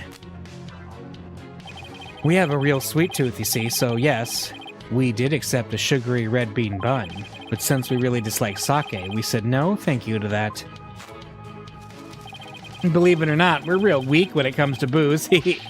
Even a tiny drop can knock us right out. So you see, I had a sweet manju bun, but I didn't drink any sake. What? But that can't be right. Why is there 2 glasses? The defense demands that the glasses be examined right away. You amateur. Did you really think I had not already done so? Your foolishness is beyond the pale. Don't tell me... There was no trace of the witness having touched either of the glasses, naturally. Right, of course. Miss Sykes, would you like the witness's statement added to his testimony? Yes, please, Your Honor. All right. Very well. Well, wait a minute. So what did he say? I had a sweet manju bun, but I didn't drink any sake. Wait a minute, though. Remember what I was kind of joking about it earlier, but there's camel manju, or these buns, right? The camel buns. Wait. Are those like alcohol-soaked sweet buns? Did he get drunk off of buns? Because I see it was eaten. Oh, well, let's press.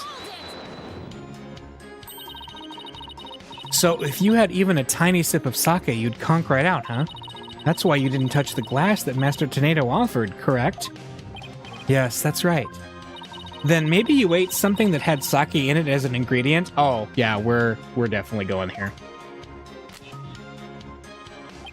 I don't recall doing anything like that.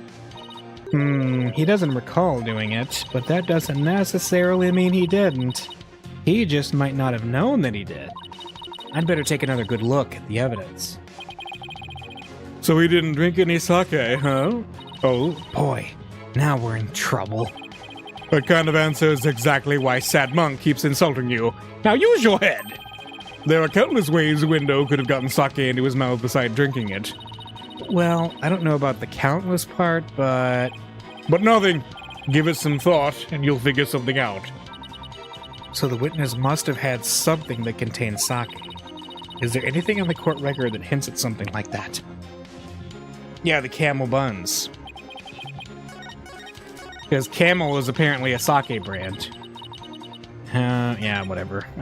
We don't care about that last statement. We're on this one, baby.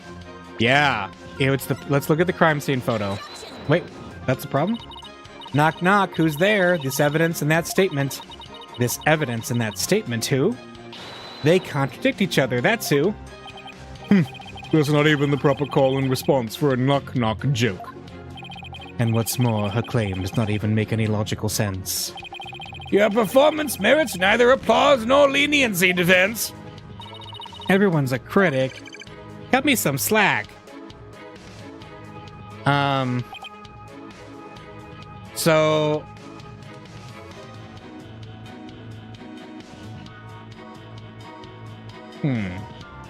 Was that not it? Let's see. No. Well, that's not it, right? So it's not the autopsy, the wet soba deed, invitation, Simon's statement, the Karuta cards. What is this? Resting, do not disturb. Oh, it has a camel on it. Oh, and those buns. Oh, the box. Look at the box in the picture. I think that's the same pattern, right? Is it? A note thought to have been written by the victim before his death. Yeah. Let's see. Is this it? I don't know. I don't think it's the Karuta cards. Simon's statement doesn't matter here. I think it's this. Oh, I think we're right. This shows what most likely made a window lose consciousness. That note. Are you feeling lightheaded, child? Or perhaps a bit peckish? I'm not hungry, and my head feels just fine, thank you very much. Look at the paper this note is written on. Isn't there something familiar about it? What exactly is your point, defense? This faint design here reminds me of the paper from... Yep, it's a piece of the wrapping paper on the box of manju buns by the victim on the floor. Ah, so I was right. Nuendo, you may not have drunk any sake, but you did eat a sweet red bun, right? Well, yes, that's right. I don't know if you were aware of it or not, Nuendo, but I believe the manju you ate caused you to fall unconscious. The bean bun? But how? Because those buns contained a secret ingredient. A very punchy secret ingredient at that. A punchy secret ingredient? Yes. The design on the wrapping paper matches that of something else in the room. It does? The design on this object matches that of the manju box's wrapping paper. It's the camel wine, yeah. The sake. The camel pattern? It's the same as the one for Camel brand sake. Funny that. So just as the window said, he didn't drink any sake per se. But he did eat some. Impossible. The window had a Camel brand red bean bun, which boasts a nice shot of sake as one of its ingredients. So the defense is claiming that the window passed out after consuming a Camel sweet bun, which allowed a fourth personality named Owen to emerge? Is that correct? Yes, Your Honor. That's exactly what I'm claiming. But there's one thing that bothers me. Wouldn't the alcoholic content of the buns evaporate as they're steamed? In order to give them a stronger flavor, some manju are specially made to retain as much of the alcoholic content as possible. What kind of lightweight do you think I am? Even I wouldn't pass out from eating a simple manju. Then how about we test the theory? What do you say, Your Honor? Seeing is believing, as they say. Very well. I will allow a test. Thanks, Your Honor. Simon, go buy us some camel manju on the double. And don't forget to get me one too, okay? Why must I? And while you're at it, Prosecutor Blackwill, you'll get one for me as well? I'm not the courthouse stable boy, you know. Hey, it's Taka. But just this one, so I'll acquiesce. Taka, I'm counting on you.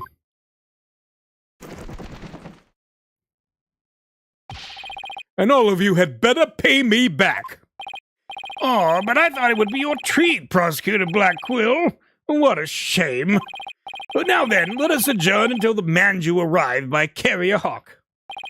Court will reconvene as soon as Tucker returns. He's gonna bird DoorDash it.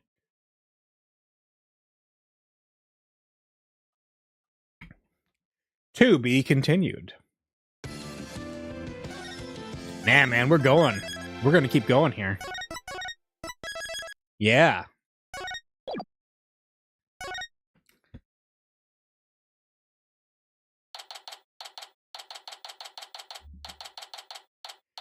I trust Taka more than any DoorDash driver. I do too. May 13th, District Court, courtroom number 4.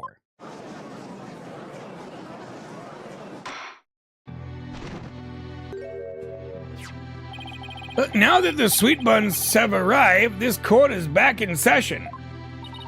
Go on, Window, eat up. Nah. Nice flavor. You can really taste the sake. That was delicious. Yes, a unique sweetness and the faint aroma of sake. Yet I hardly think that anyone could pass out from eating something like this. Did he get one too? What's the matter, Window? You're not afraid of a tiny Manju, are you? Or are you scared of how many calories it has? Don't be ridiculous. A sweet little snack like this couldn't possibly... I mean, it could never. Less bleeding, more eating, witness. Fine, whatever. Chomp chomp, gulp, and... See, I told you. It don't affect me in the slightest. Ugh. We might be a lightweight. But come on, nobody's that light. Huh. Seriously, nobody gets drunk off of one.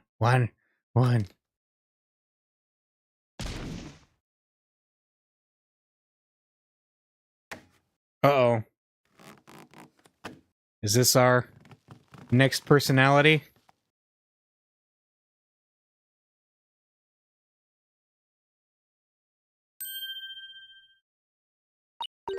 It looks like it worked. Oh my! Witness, please tell the court your name and occupation. Oh.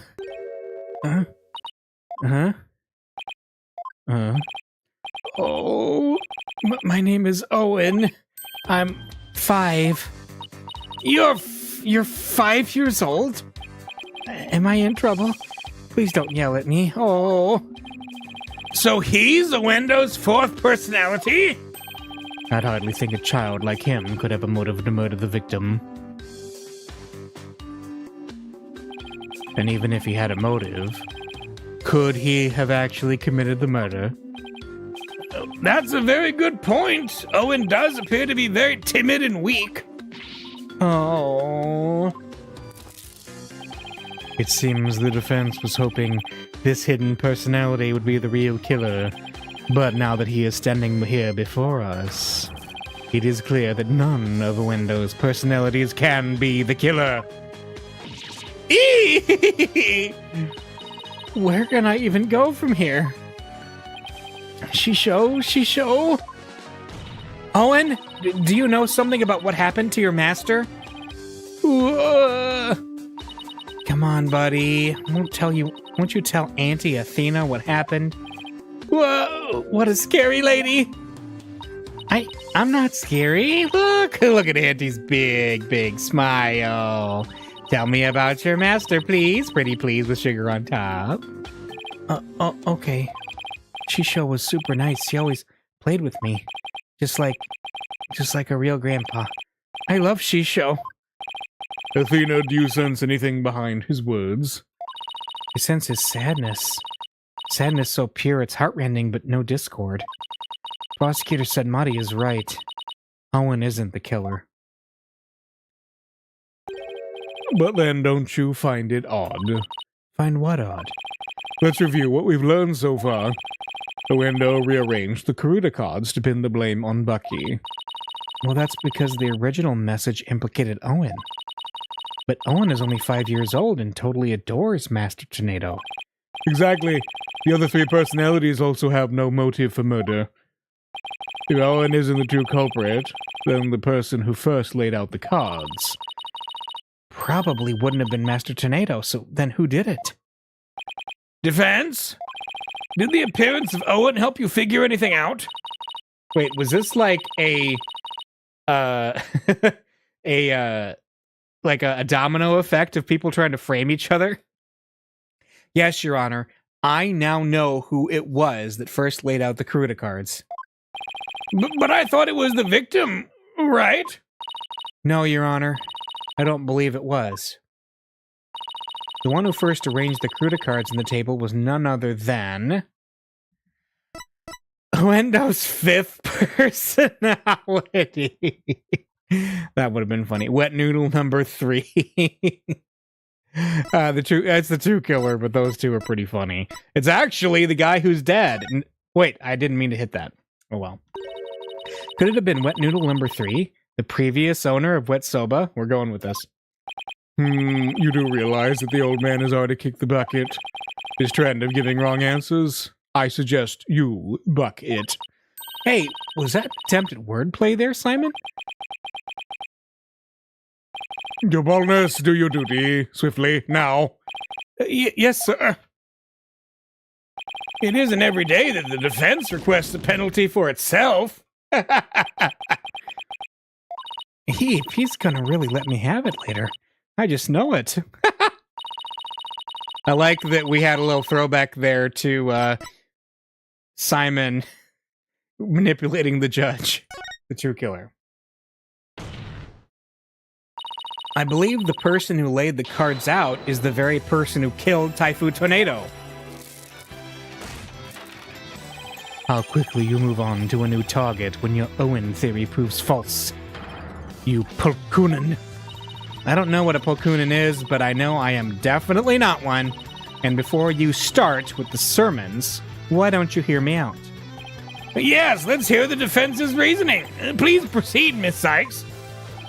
But if you are bluffing, I won't go easy on you. I understand, Your Honor. Now then, please recall the original crime scene. Who did the Karuta cards name when the scene was discovered? Let's see. I believe they implicated the defendant, Bucky Wet. That's right. But we then found out that the message originally read Owen 4th. Which implicated the young boy, Owen. Exactly, and the person who rearranged the cards was undoubtedly Owendo. Owendo may have kept silent, but we can be sure he already knew his master was dead. His tampering with the crime scene using the TV all but proves it. I confess, I tampered with the crime scene. The reason Owendo rearranged the Karuta cards and moved the TV was because he saw the Owen 4th message and was convinced Owen had committed the crime. Right on, Prosecutor Blackquill. It would seem that Owen and the other 3 personalities don't share the same memories. There is no 4th personality, it's just the 3 of us. Right. Owendo feared that Owen had killed Master Tornado, so he tried to hide Owen from us. Oh. But it turns out Owen is but a 5-year-old child incapable of hurting a fly, let alone his beloved master. So naturally, the culprit must be somebody else. And this somebody else, the true killer, tried to pin the crime on Owen.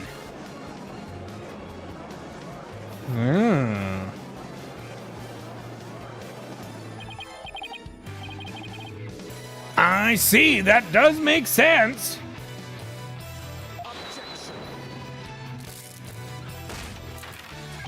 This is not but conjecture composed of half-truths and fantasy. Who then do you maintain murdered the victim? I believe Owen might know something about that. I refuse to allow such impromptu testimony, and from a 5-year-old no less. Such a young child is incapable of producing anything coherent. But Your desperation is disgraceful. You should realize when it is time to let go, and... I saw it. I saw Shisho getting... Owen! You do know something, don't you? Yeah. oh my, is this true? If so, we must have Owen testify immediately. Don't you agree, Prosecutor Sadmadi? It's all right, Owen. Go ahead and tell us what you know.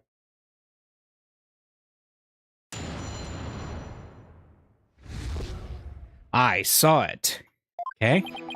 Shisho was standing with a knife in his hand. Blood was dripping onto Shisho's face, getting it all red. I couldn't move at all. I was so scared, I passed out. Oh, this is going to be a Discord thing, isn't it? This is eyewitness testimony from the moment of the murder. Owen, can you tell us anything else about what you saw? I was so scared.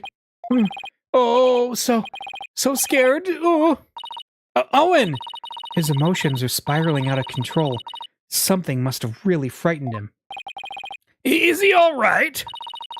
His emotions are running wild because he's trying to recall something frightening to him. I recommend a therapy session right away. I see, yes. Please do whatever you can to help the poor boy. Will do, Your Honor. I'd better find the cause of these out-of-control emotions pronto. So, I mean, one of the things that's obvious is that he said that it's, he had his knife with blood, because, like, that has nothing to do with this. Yeah. He was strangled. Alright, Shisho was standing with a knife in his hand, right? Blood was dripping onto Shisho's face, getting it all red. I bet it wasn't blood, I bet it was broth. Right? I couldn't move at all. I was so scared I passed out. Alright. It's the blood. It's gotta be, right?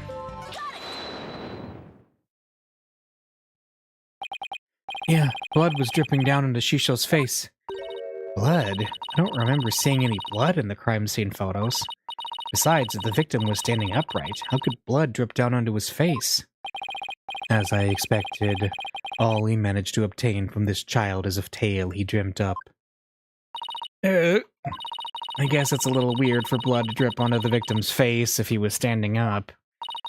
Unless it dripped down from the ceiling or something? What do you think, Simon? I don't know. Owen's one confused and upset kid right now. So who knows how accurate his memory is. Maybe it's time for that thing instead. Huh? What thing? That thing that you and your cohorts do. What do you call it? Rotate your thinking around? Oh, you mean turn your thinking around?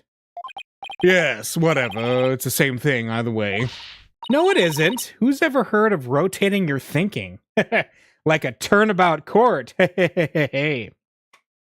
Or for the true visual novel people out there who've read Umineko, yeah, spinning the chessboard around. I mean, rotate is... Hey, wait a minute. What? You know what, Simon?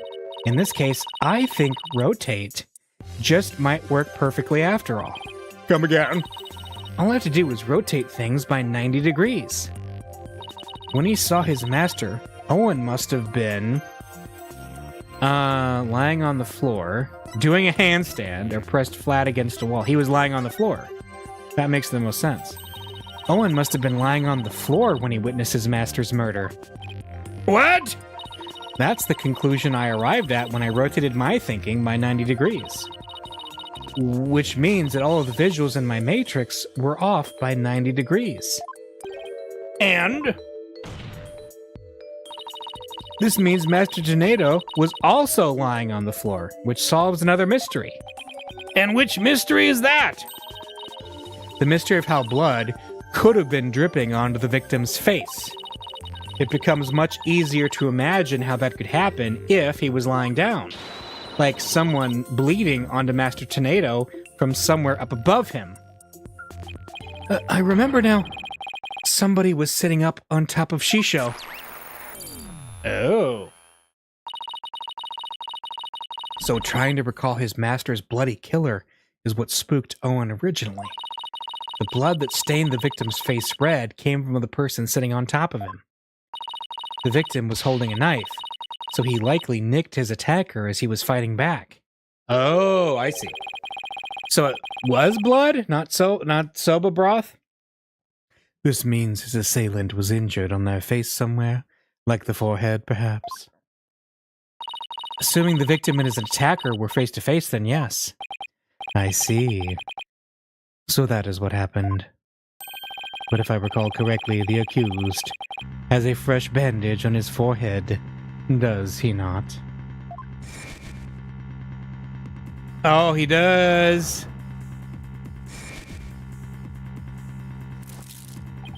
That injury of Mr. Wetz is conclusive evidence that he committed this murder. Why? That makes sense why Owen almost felt so scared and traumatized. Something is frightening him. Yeah, for sure. It seems you have dug yourself into a pit you cannot crawl out of. No! Even though I figured out the reason for Owen's out-of-control emotions, all I did was raise further suspicion against my own client. What do I do now? What's the matter? You aren't thinking of throwing in the towel, are you? But it looks so bad for Bucky. I mean, he had both motive and opportunity. Plus, he has that injury on his forehead. Your Honor, I sense that the defense is finally ready to let it go and move on. Well, Miss Sykes, I understand that you don't want to give up on your client, but I won't allow you to prolong this trial without a good reason. Well, that lawyer did her best, but all the signs point to the defendant's guilt. Maybe it's time she give it up. She's tried everything that she could. I really, really don't want to back down, but... Silence. Athena, are you having doubts about Bucky's innocence? I wouldn't say that. It's just... Do you remember what you said to Bucky earlier this morning? You mean, you believe me, ma'am? Of course, no matter what, I'll believe in you to the very end. Were those just empty words? Of course not. It's just that all the cards are stacked against us. Are you still stuck on that line of thinking? Ah! Motive, opportunity, and an injury to his forehead. Is that all it takes to make you stop believing in your client? Tell me again, who are you to Bucky? I'm his Miss Chickadee lawyer. Then do your duty and believe in him until the very end. I will. Simon's absolutely right. I'm Bucky's lawyer, and he's depending on me. Defense team, please, no fighting in my courtroom. The defense is ready to resume, Your Honor. Prosecutor Blackquill was just giving me a pep talk, that's all. Yeah. A very intense pep talk. Thank you, Prosecutor. I didn't do it for your sake. I did it for the future of Wet Soba. Yeah, I got it. The defense would like to now continue with Owen's therapy session. Owen, would you be all right with that? Okay. So somebody was sitting up on top of Shisho, bleeding from their head, and smushing something onto Shisho's face. That's funny. What is it? I still hear discord in Owen's voice, but I don't sense any inconsistencies between his statements and his emotions. And there don't seem to be any contradictions in his testimony itself either. So that's it, huh? Did you figure something out? Your ability to sense emotions is making you focus too much on his feelings, Athena. But there's actually something he's being very vague about in his testimony. If you can clarify what he's feeling uncertain about with some evidence, you should be able to move forward from there. Okay, that makes sense. I'll give it a try. I'll just update the mood matrix with new information, and then we'll be ready to go. So, I just need to present some evidence on what Owen is being vague about, huh? Huh. Alright. Alright. Shisho had blood on his face and a knife in his hand. He was on the floor and somebody was smushing something into his face. I couldn't move at all. I was so scared I passed out. Alright? Blood on his face and a knife in his hand. Alright, this is it. The problem, right?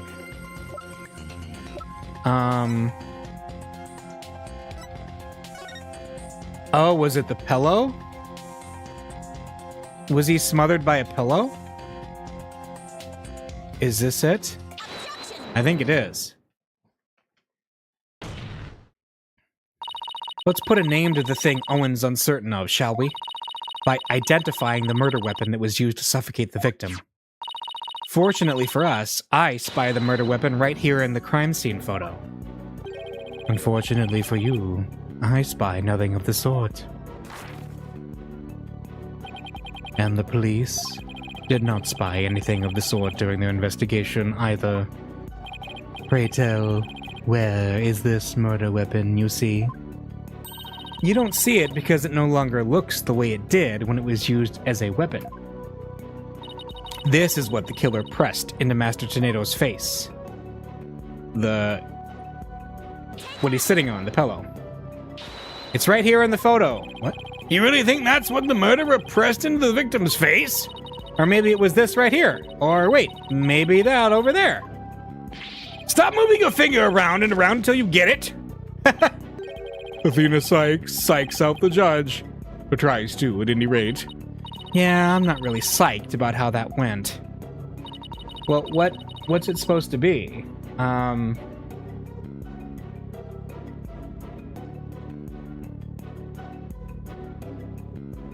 Let's see. Was I wrong? Is it not the pillow? So let's see. We got that. We got the... It wasn't that. Wait. It wasn't the noodles, was it? Was he killed? Was he suffocated by the noodles? Let's see. I'm gonna save because we're getting low on our chances here.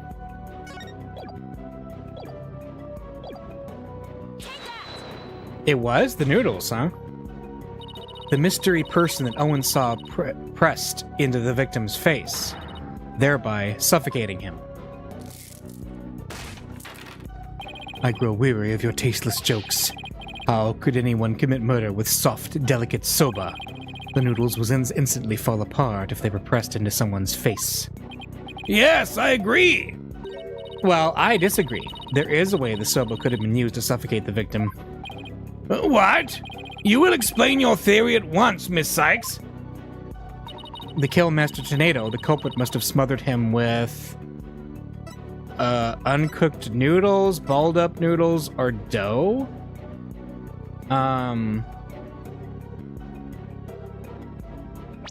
Well, hang on. Didn't he have dough? I mean, he had... Wait, did they kill him and then cook the noodles? Did they make the noodles after they killed him? No way. If so, that's amazing. So I think he was killed with the dough. Because if it was in the dough form, that would have definitely suffocated him. Not the noodles. So it was the dough. The culprit must have used the soba before it was cut into noodles. In other words, the murder weapon was raw soba dough. What?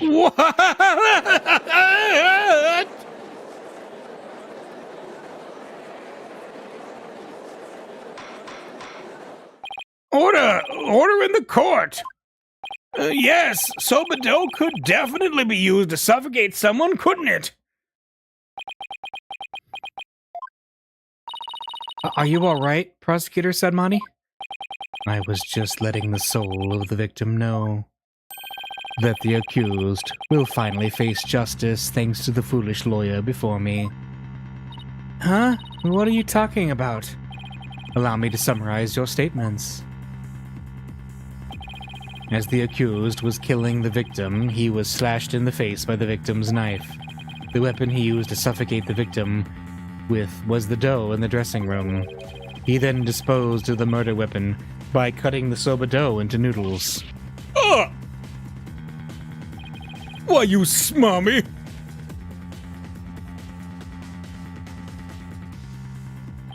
Afterwards, the accused put the victim's face into the bowl of soba noodles and broth to wash off the blood that had dripped onto the victim's face from his own. And there you have it, the true sequence of events behind this foul affair. Now wait just a minute! I never once said that Mr. Wet was the culprit. Oh, but the accused knows how to cut dough into noodles, defense. That's a very good point, Prosecutor Satmati. I heard that cutting soba dough into uniform noodles requires considerable training. But then, what about the dying message? How do you explain that? The defendant wouldn't have known about it when Windows Owen personality. Perhaps the victim was simply playing with the cards, and they hold no other meaning. Perhaps he spelled out Owen's name in jest sometime before his murder. That's true. From Owen's testimony, it's clear that Master Tornado cared for the boy. It appears we've arrived at a compelling conclusion. Taken together, all of these points paint a convincing picture of the defendant's guilt. Owen, is there anything else you can tell us? It doesn't matter how small of a detail. Anything will do. Oh, you're scaring me. Oh, I'm sorry, Owen. Auntie Athena didn't mean to raise her voice. I have to be gentler with him. I can't forget he's only 5 years old. No need to be scared, okay, sweetie? Just tell us anything you can remember.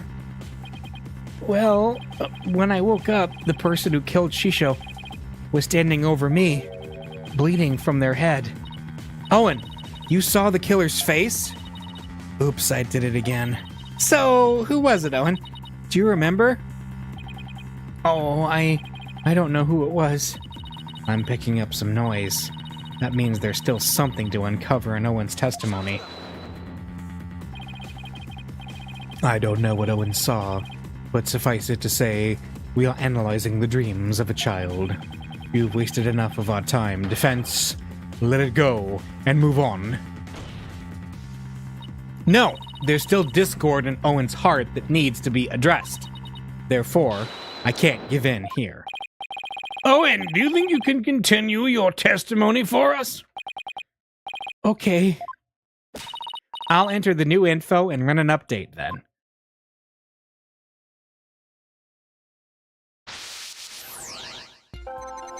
Alright, Shisho had blood on his face and a knife in his hand, okay? And there we go, the update. He was on the floor and somebody was smushing dough into his face, okay? I couldn't move at all. I was so scared I passed out. And when I woke up, the person who killed Shisho was standing over me. Wait, he was happy. Why is he happy about that? Despite witnessing the culprit's terrible crime firsthand, Owen experienced a positive feeling, one of relief. The person the witness saw was no stranger. Rather, it was the accused. Therefore, it is only natural that he felt some level of relief when he saw a familiar face. Defense, end this madness and sully your soul no more. Owen, what did you see? That nice smell. I love the smell of that perfume. Perfume, eh? Bye-bye. Alright. It's the smell of... You can do it. Try to remember, Owen. Oh, the smell of... Oh, no! Owen!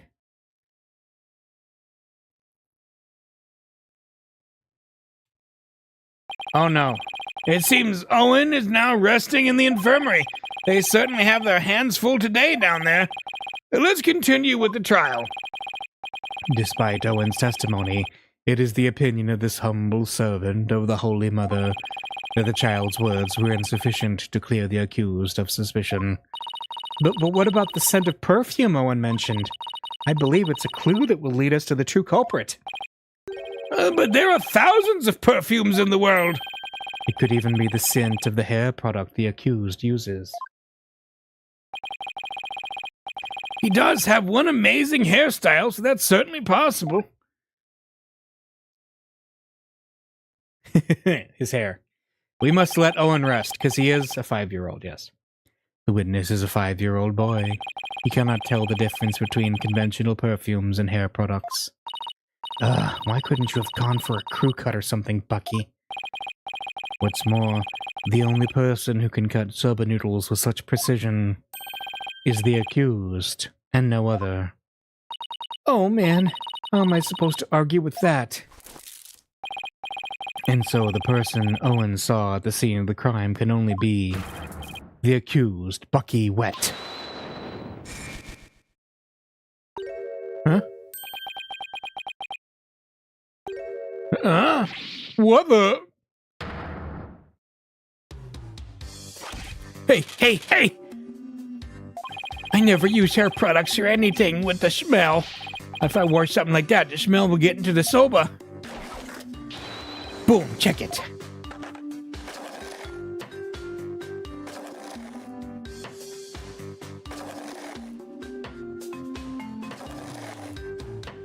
He's giving everybody soba. Mr. Wet, aren't you supposed to be resting in the infirmary?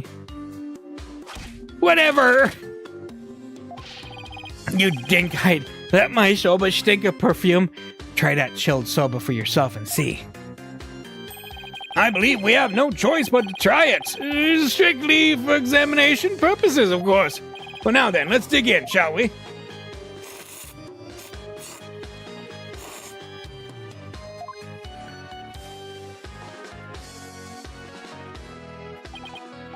Oh, that was delightful.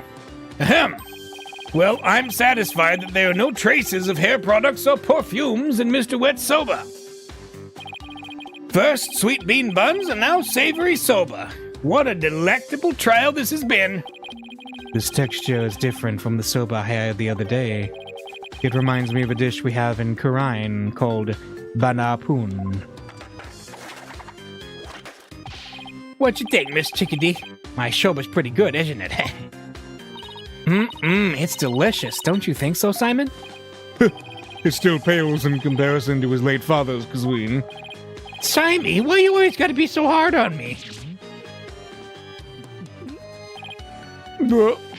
Bailiff, take the defendant back to the infirmary at once for some rest. Rest? Hey, I ain't a lump of plain old weedy udon dough, you know. I'm fresh like my soba. You don't let soba dough rest. It's about the 3 freshes of soba. Grind the seeds fresh, cut the dough fresh, and boil the noodles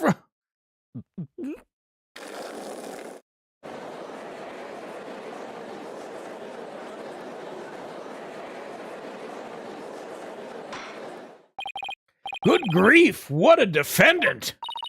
At least Bucky wasn't the source of the perfume smell. Wait. Smelly perfume.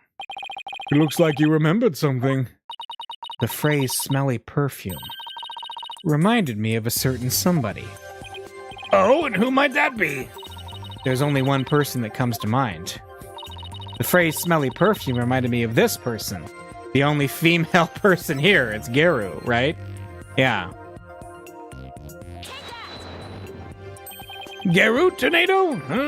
Yeah, she did smell very nice, didn't she? Just a moment, defense. You would throw suspicion on Geru now because of a scent? Your Honor, there is no need to go along with these ever-changing claims of the defense. I suppose their claims have been awfully inconsistent. But Geru could have been at the crime scene. Yes, but... You'll get to see those balloons of hers if we call her back to the witness stand. Oh my gosh. How vulgar. His Honor is not interested in such things. Setting the matter of the balloons aside entirely, I do believe it's appropriate to ask Geru some questions given the circumstances. This has nothing to do with her balloons, of course. Thank you, Your Honor.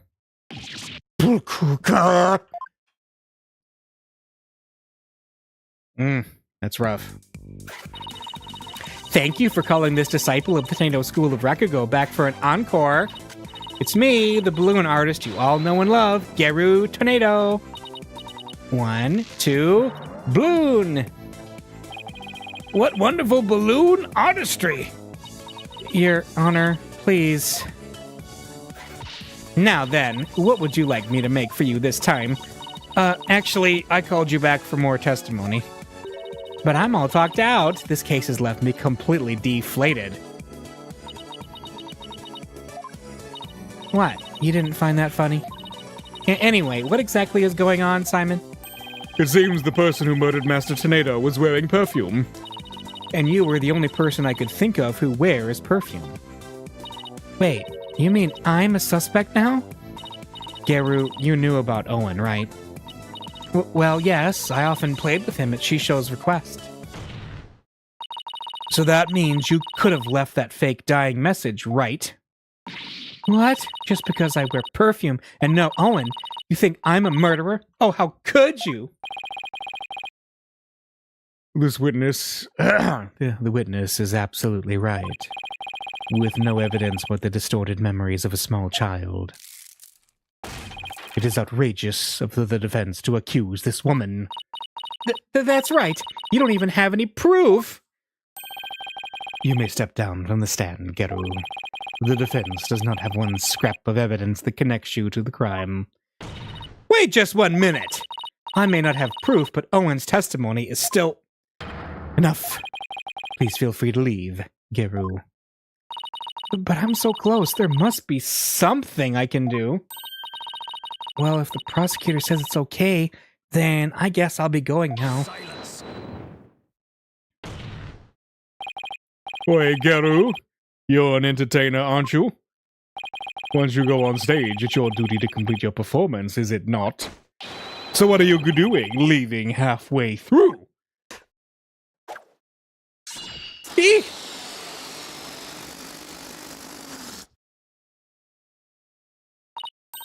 There's a bandage on Geru's forehead. And since we know that Master Tornado's killer has a cut on their face somewhere... Impossible. How did you know, Simon? Huh, I didn't. But I had to take a chance and see for myself. Otherwise, your theory would remain a groundless accusation. Your Honor, prosecutor said Mahdi, the scent of perfume, an injury on the forehead, these things are completely consistent with Owen's testimony. In short, the mysterious individual Owen saw in the dressing room could have been Geru. Miss Sykes, does this mean you are formally indicting this witness for the murder of Typhoon Tornado? Should your accusation prove to be false, I hope you are prepared to pay the price in full. Simon, what price is he talking about? I thought that should be obvious. Prosecutor Sadmonk is saying he'll see to it you never stand in the court of law again. I must say, though, he knows how to make a trial interesting. Just whose side are you on, Simon? Go on, then. Into the deep end with you. You really have but one choice, anyway. Well, Miss Sykes, I'm waiting. With regards to the witness Geru Tornado, the defense wishes to indict. Let's go. There's no reason for me to hold back. Not if I really believe in my client. The defense wishes to formally indict Geru Tornado for the murder of Typhoon Tornado. I have tried to be merciful, but now not even your pleas will reach the Holy Mother's ears.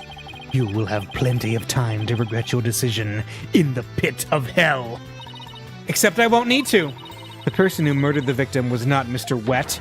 It was Geru Tornado. That bandage it's just from a silly slip-up I made while cooking yesterday, that's all. What kind of extreme cooking were you doing to cut yourself on the forehead? Well, what can I say? That's what happened. You also don't have an alibi for the period before 4 p.m., do you, Geru?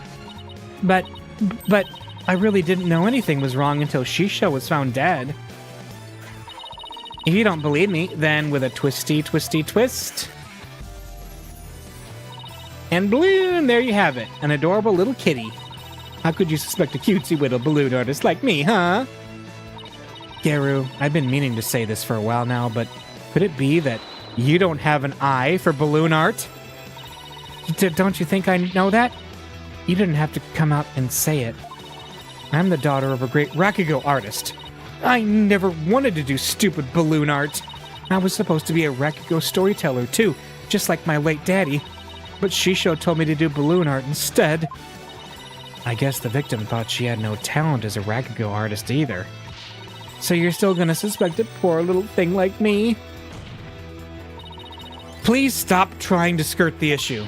It all comes down to the scent of perfume and the cut on your forehead. You and the culprit in Owen's testimony share these two traits. You're dead set on accusing me, aren't you? Well, here's what I have for naughty little girls like you with a twisty, twisty twist. I'm gonna cut you, witch. Go ahead, make me testify all you want. When the truth's revealed, it'll be your balloon or mine that goes pop. Got it? Oh my, is this yet another hidden personality? Simon, is everybody in the tornado school like this? How should I know? Oh my, very aggressive. What I did before the murder. Yeah, I visited the dressing room during that time to make a courtesy call after my act. Shisho and Owen were in there, but they were both snoring up a storm. I saw the note Shisho left, so I just left. Didn't want to disturb him, you know. The perfume Owen smelled must have been left from over from when I visited.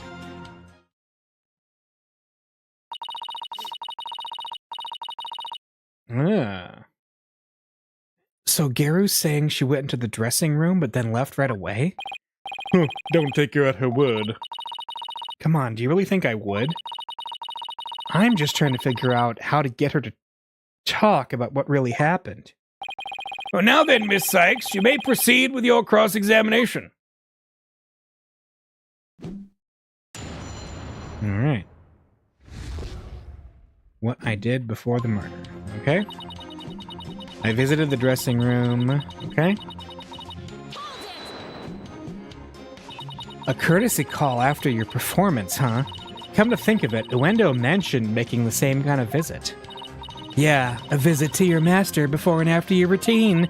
That's just common courtesy with us Rakugo artists and entertainers. So that means you paid the victim a courtesy call before your performance too, right? What did you see at that time? He was having a drink and getting himself into a festive mood.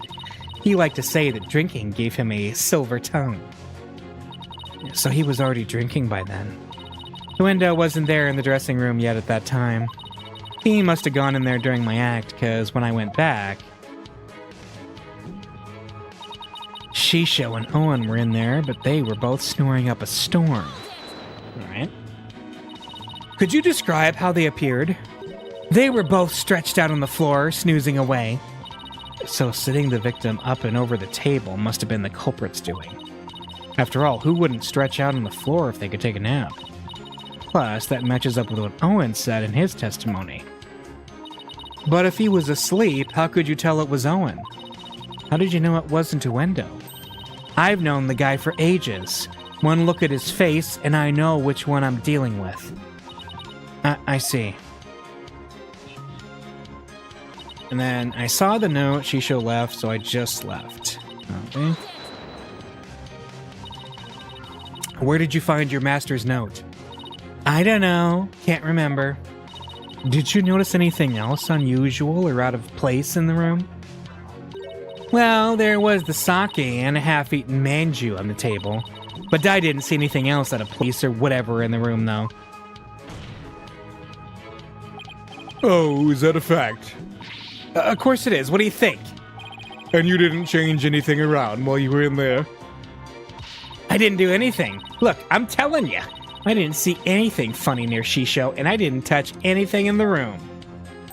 Your boldness. I request that Garu's last statement be added to her testimony. Simon, what's a statement like that going to do for us? Just play along and you'll see soon enough. I have no problem with adding that to the testimony, but how about you, Miss Sykes? I have no problem with it either, Your Honor. What is Simon thinking? I didn't see anything funny near Shisho. Well, wait. Is it the crime report?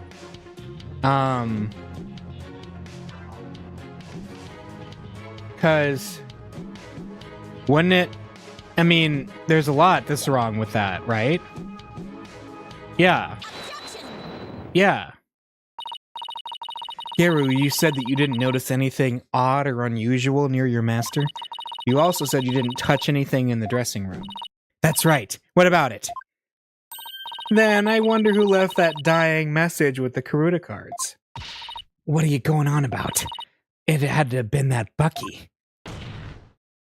Sorry, but that's not possible. Because only 3 people knew of Uendo's personalities. Uendo, your master, and you! Eek! If Bucky had left that Karuta message, he wouldn't have spelled out Owen, he would have spelled out Uendo. What it boils down to is this. As a member of the Tornado School, you, Garu Tornado, are the only one who could have left that dying message. And as the person who left that message, it's clear that you are Master Tornado's killer. Ugh. Will you ever quit your yapping?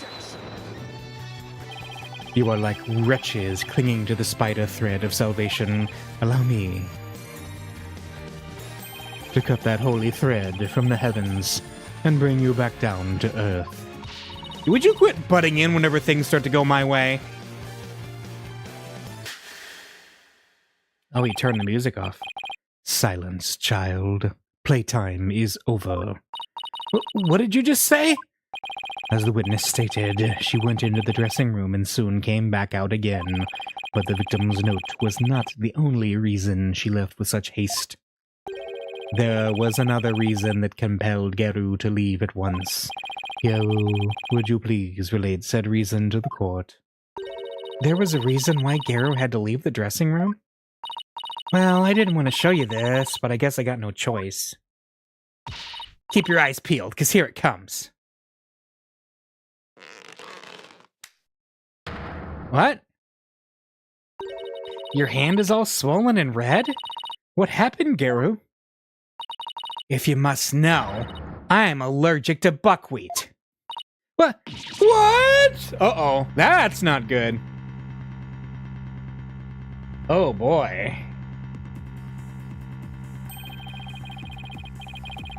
Allergic reactions to buckwheat can vary, though they're usually on the severe side. With Taifu Tornado making soba noodles in his dressing room, Garu was lucky to still be alive, considering all the soba flour that was swirling in the air. Good thing I left pretty quick. I managed to escape with just a mild reaction. But I touched Shisho as he was being carried away, and look what it did to my poor hands. There must have been soba broth on his clothes or something. If I'd inhaled any of that soba flour, I'd have had a seizure and it'd have been good night, Garu. I never could have stayed in that dressing room for very long. A person allergic to buckwheat couldn't be in a room with soba flour in the air, and certainly couldn't use soba dough as a murder weapon either. This isn't good. What if she had gloves on? You knew it would come to this, didn't you? That's why you never mentioned her allergy.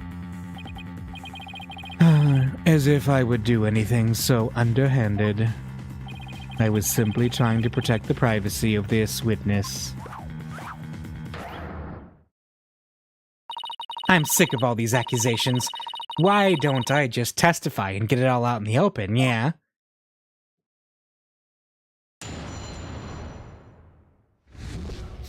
Alright, Garu's buckwheat allergy. If I come into the slightest contact with buckwheat, I get an allergic reaction. And with that much soba flour in the air, that room coulda literally killed me. Look at my hand. Just touching Shisho's body caused this much damage. There must have been soba broth on his clothes. So I never could have committed that murder in the dressing room.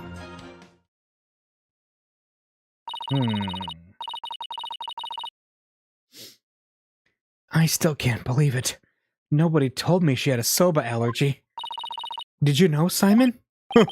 Does it look like I knew? Protect the privacy of the witness, my foot! What a dirty trick! Now what do we do? There's only one thing to do. Put Prosecutor Sad Monk to shame with your cross-examination. Right.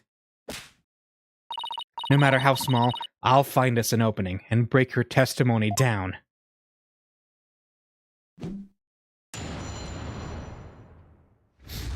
Alright. If I come into the slightest... Okay. You're not lying about this soba allergy of yours, right? Of course not. I swear on the grave of my father up in heaven. I could even get you a doctor's certificate if you want. She seems to be telling the truth. I've had this allergy for as long as I can remember, but I never dreamt in a million years it'd clear me of murder. And you'll come out of this smelling like a delicate buckwheat flower to boot. Well said, Your Honor. And with that much soba flour, okay.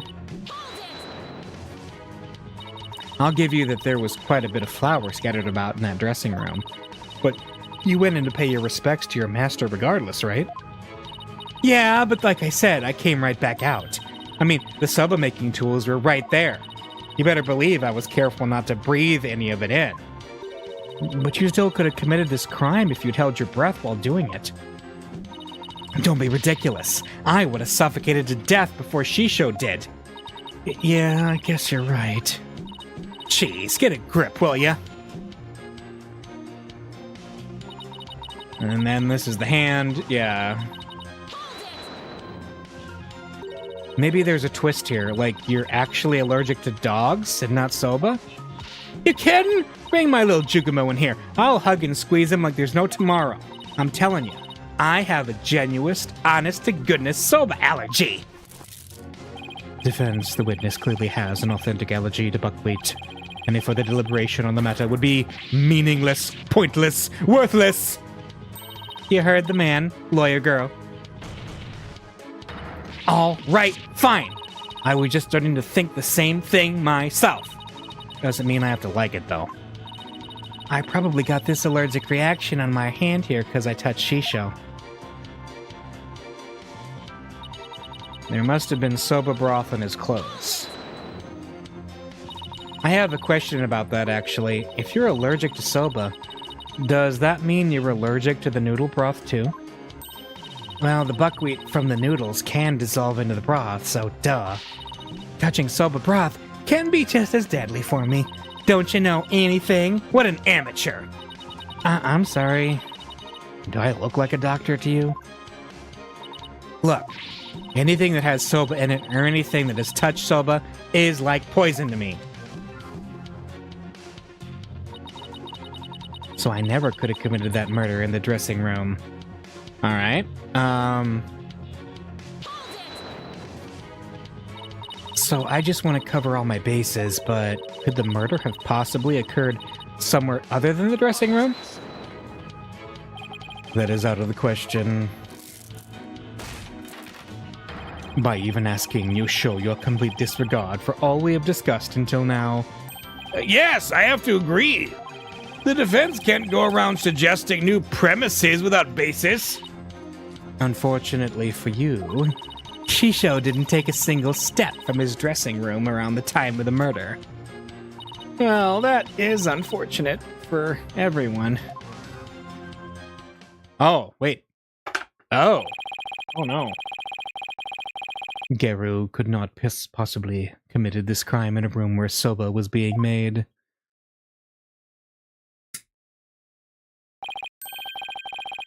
Finally, the time has come for the last rites of the victim to begin.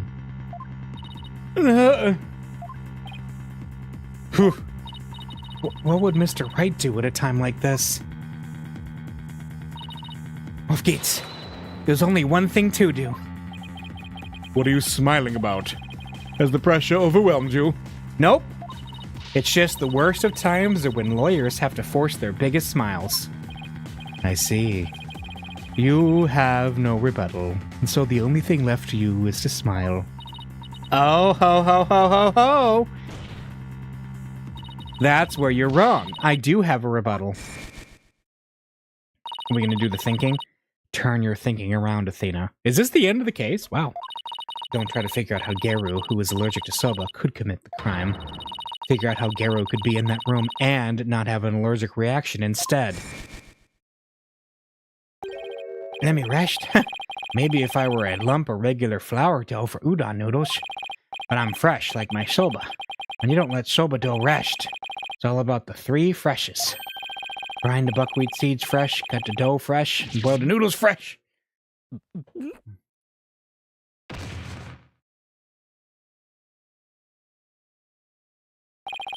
He's blacked out. It appears to have been written by the victim. Allow me to read it. Wait. He wasn't resting, was he? Because I'm connecting these two scenes. The noodles were resting. Resting. Do not disturb. Yes, that's the note I saw. After reading that, who wouldn't think Shisha was napping? If you must know, I'm allergic to buckwheat. Right? Oh, do. What if that certain piece of evidence doesn't mean what we think it means? If that's the case, I might be able to prove that Geru could have committed this crime. No matter how hard you search your mind, you cannot overturn facts. Well, Miss Sykes, if you have no further objections, I'll hand down my ruling. True, I can't overturn facts, but what if we got our facts about a piece of evidence wrong?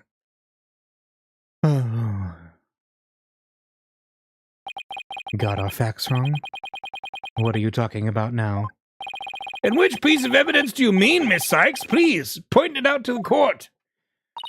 This evidence proves that Geru could have killed her master, even with her soba allergy. The Taifu's note, right? Because resting didn't mean he was resting. It was the noodles that were resting, which I don't know what that would do, but we just obviously pointed that out, so let's see. It's Master Tornado's note. The note? Preposterous. What possible connection could there be between the witness's allergy and that note? The answer lies in the true meaning of this note. Its true meaning?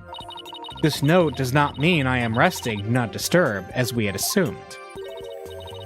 But rather, it actually means this dough is resting. Do not disturb it. Wait a minute, Athena. That doesn't make any sense. You're right, it doesn't. After all, as Bucky told us many of a time, you don't let soba dough rest. What's all this jibber-jabber got to do with anything? This is it, the home stretch. This note and Mr. Wet's words have led me to the conclusion that Master Tornado was... He wasn't making soba. He was making udon noodles. Oh!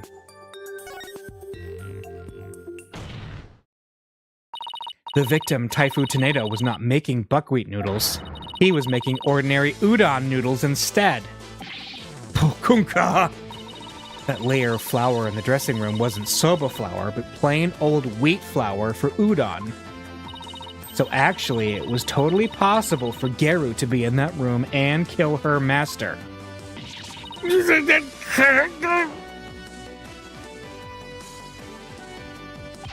What? But if that's true, it changes everything. Your Honor, the defense requests that the flour in the room be tested immediately. But soba noodles were found in the bowl, and Geru did have a reaction on her hand. How do you explain those things? Well... Even were udon flour instead of soba, you still cannot prove Geru committed the crime. But... Don't lose your nerve now. Keep charging forward, or you feel my blade at your back. Enough with the threats already, I got it. Talk about pressure. All right, Athena, take a deep breath and go over everything again. Here we go. Here's the mind thing. I'm going to revisualize the case from start to finish. I have to find conclusive evidence that Geru committed this murder. What was Master Tornado making in his room? It was udon. Ramen. Master Tornado was making udon. Ramen sounds good too. By my logic, Master Tornado must have been making udon noodles in his dressing room. But something at the crime scene indicates otherwise. What was found in the bowl of the table? Soba noodles. There was soba in the bowl. Even though the master wasn't making soba, soba noodles were found at the scene. So that means the noodles had to have come from somewhere. Wait a minute. One mysterious serving of soba noodles, huh? That sounds familiar. Where did the soba in the bowl on the table come from? The master's soba stock. He did have a stock of soba because he just, he came to drop it off, right? Yeah, Bucky was there to give him more. That soba was from the master's soba stock. The soba noodles found at the scene were from the master's stock of uncooked noodles. But then why would the culprit go out of her way to cook that soba and put it in the bowl? Why did the culprit cook the soba noodles and put them in the bowl? To hide the udon. Yeah. The culprit wanted to hide the udon dough. Soba was found at the scene. So that means the culprit must have taken the udon with her to hide it. But why did the culprit take the udon away and hide it? It must have been because she has a grudge. She killed him with udon, not soba. Yeah.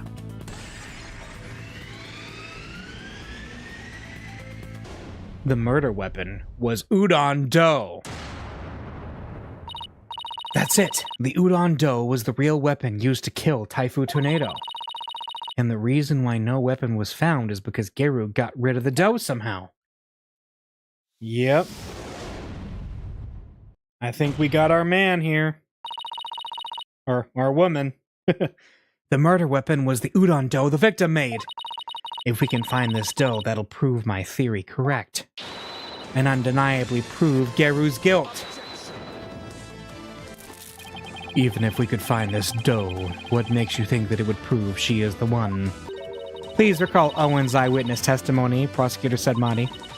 If the injury on Geru's forehead was caused by the victim's knife, then Geru's blood must have dripped down onto the dough used as the murder weapon. That would make the dough pretty conclusive evidence, wouldn't you agree? Ah, but where is this conclusive evidence? Let us hear your theory on where this murder weapon is. But, well, it's... If I can't find the answer in the evidence I have on hand, we'll lose this trial. So how did Geru get rid of the udon dough? Think, Athena. What do I have that points to suspicious behavior on Geru's part? She served dumplings to the dog. Now then, Miss Sykes, let's hear your answer. Where is the real murder weapon hidden? Nice barking you did there. I assume you have the bite to back it up. There's a nice little hint. Stop distracting me, especially not right now. He's not distracting you, he's giving you a hint. This piece of evidence can point us to the location of the hidden murder weapon. Was confirmed alive. Geru was outside feeding her dog a number of dumplings. It's Simon's statement. Geru?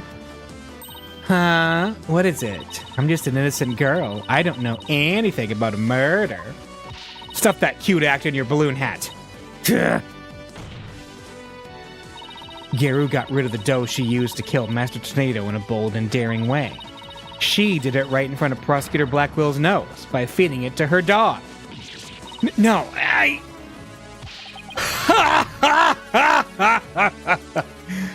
Of course, now it all makes sense.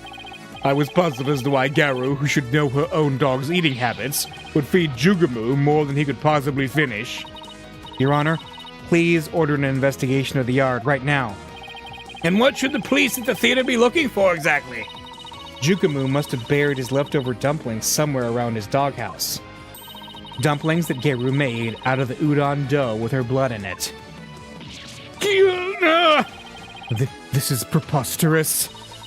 I want to thank you, Simon. If you hadn't kept me going, I might have given up along the way. What are you blathering on about? You still have work to do. Now, by your hand, finish this wretched case off, Athena. You got it. Giru, do you remember what you said would happen when the truth is finally revealed? When the truth's revealed, it'll be your balloon or mine that goes pop. Got it? Well, now the truth is out, and it looks to me like it's your balloon that goes pop. Yeah!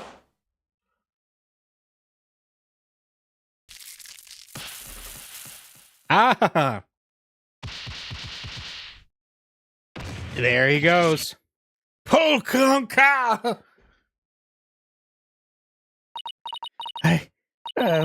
Rakugo artist.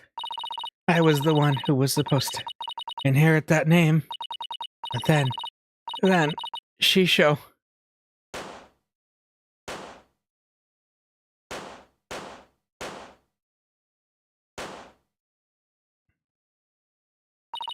Why are my balloons bursting? Daddy, are you mad at me? I've been a bad girl. I...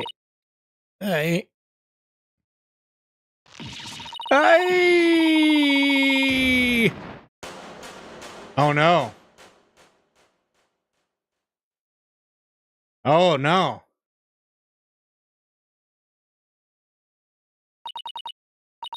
Oh. Are you ready to tell us everything now, Geru? The whole reason I entered the world of Rakugo in the first place was to follow in my father's wonderful footsteps and inherit his stage name. His stage name? You don't mean... The window tornado.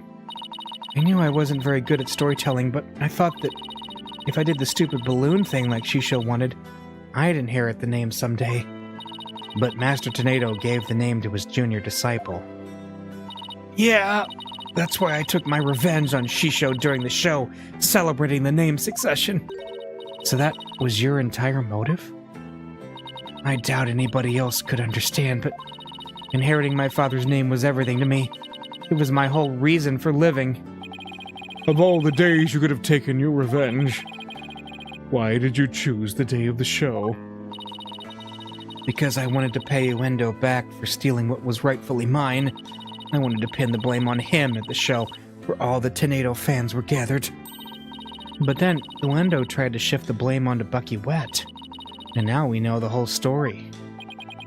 There's just one more thing I want to know. Do you know Master Tornado was making udon in his dressing room yesterday? No, I didn't. When I saw the soba making tools, I was worried about my allergy, but it was my only chance to get my revenge on the two of them, so I went ahead and did it. So it was a premeditated crime, but in the end, you only went through with it on impulse. Then, the allergic reaction on your hand. Is it from touching the soba in the refrigerator with your bare hands when you were tampering with the crime scene after your master's death? Yeah. By that time, I wasn't clear-headed enough to worry about my allergy. Geru, how could you do all this, you idiot? Geru, I get your desire to inherit your father's name. But what you really should have inherited from him wasn't his name, but his heart. His heart.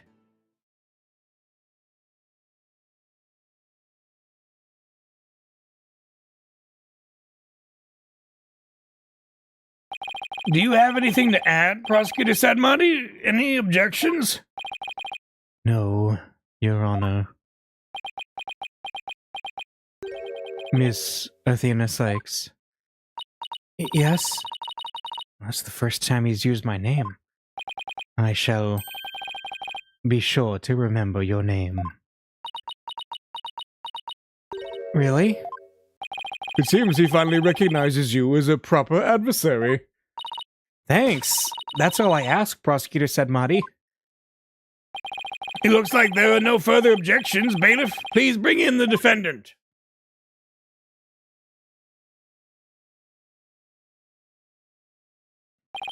Ah, good. It seems you've made a full recovery. Now then, this court finds the defendant, Bucky Wet, not guilty.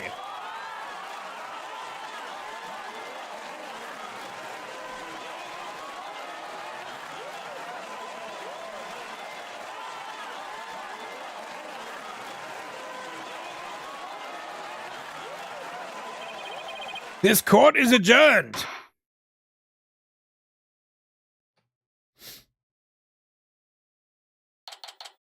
May 13th, 11:55 a.m. District Court. Defendant Lobby.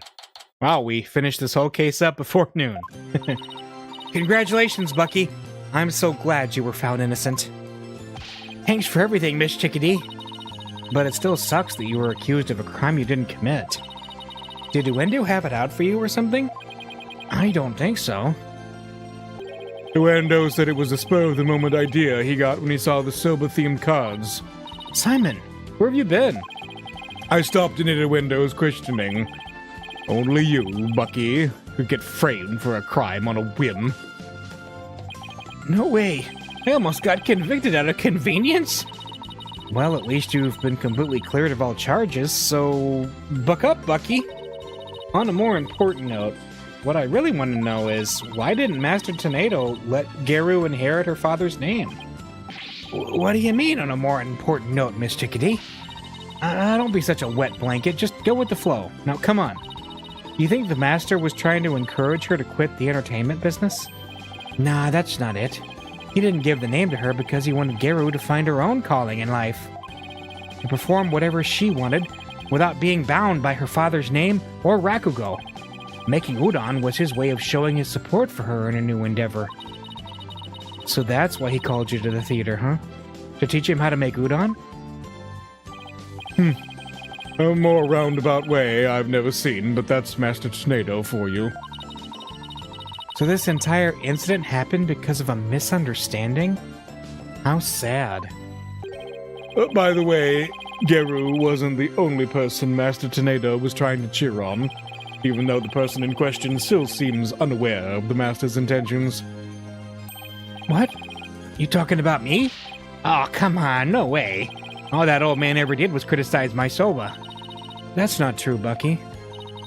There must be a way to make Bucky see just how much Master Tornado cared about him. Was it the title? Right? Was it there? The deed holder is Bucky Wet. Right. It's got to be the title, right? Take a good look, Bucky. Whose name is on there as the holder of this title deed? It's still in my name. Master Tornado was just up to one of his tricks when he said he stole the shop from you. He was trying to force you to grow into a truly capable owner in your father's stead. He probably used some tough love on you so that the shop wouldn't just go belly up. I see. I never knew. Oh, Master Tornado, I'm so sorry. He has noodle hair. Keep working hard, Bucky, and pay him back by living up to his expectations.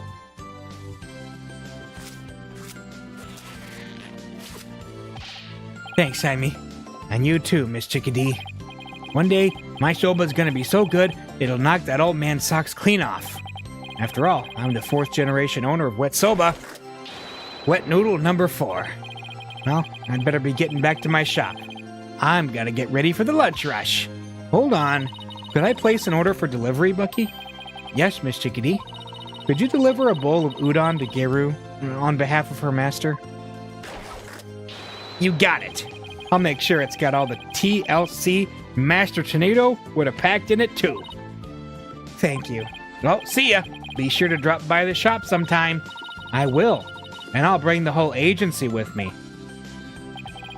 Do us all proud, Bucky. I'll have the best soba in town waiting for you when you come. Peace out. It's nice to see somebody giving it their all, isn't it? I wonder if I leveled up any thanks to this case. Weird statement. Don't kid yourself. The trial would have been a spectacle and a half had I not been by your side. You don't know that. For a lawyer who's versed in psychology, you're too full of weak points.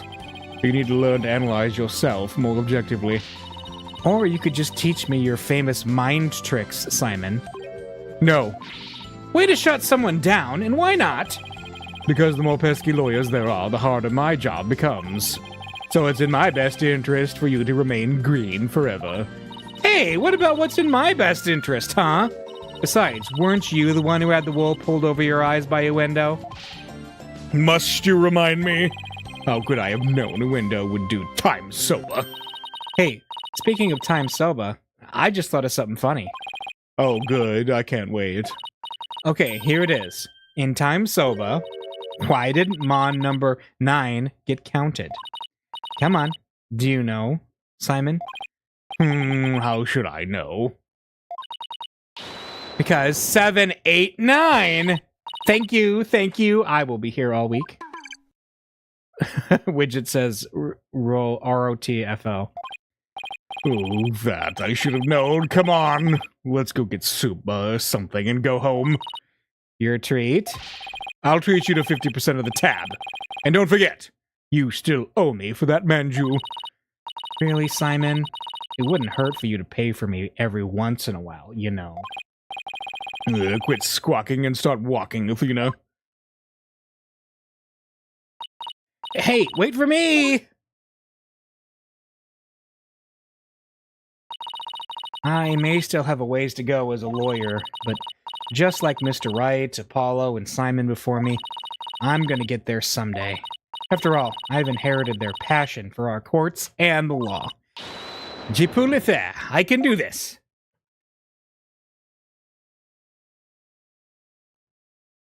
All right, that's it. The end. So next time we have Turnabout Revolution, which is the 5th episode of this game. And then there is a DLC episode, which does actually chronologically take place at the end. And then after that, we are done. We are totally done with Spirit of Justice, and we're done with the Apollo Justice trilogy in all. And then we're going to get into the Ace Attorney Investigations collection, which I am excited about. But anyway, thank you, everybody, for coming tonight and observing and chatting. Thank you, everybody. And I will see you next week. Same time. See you then.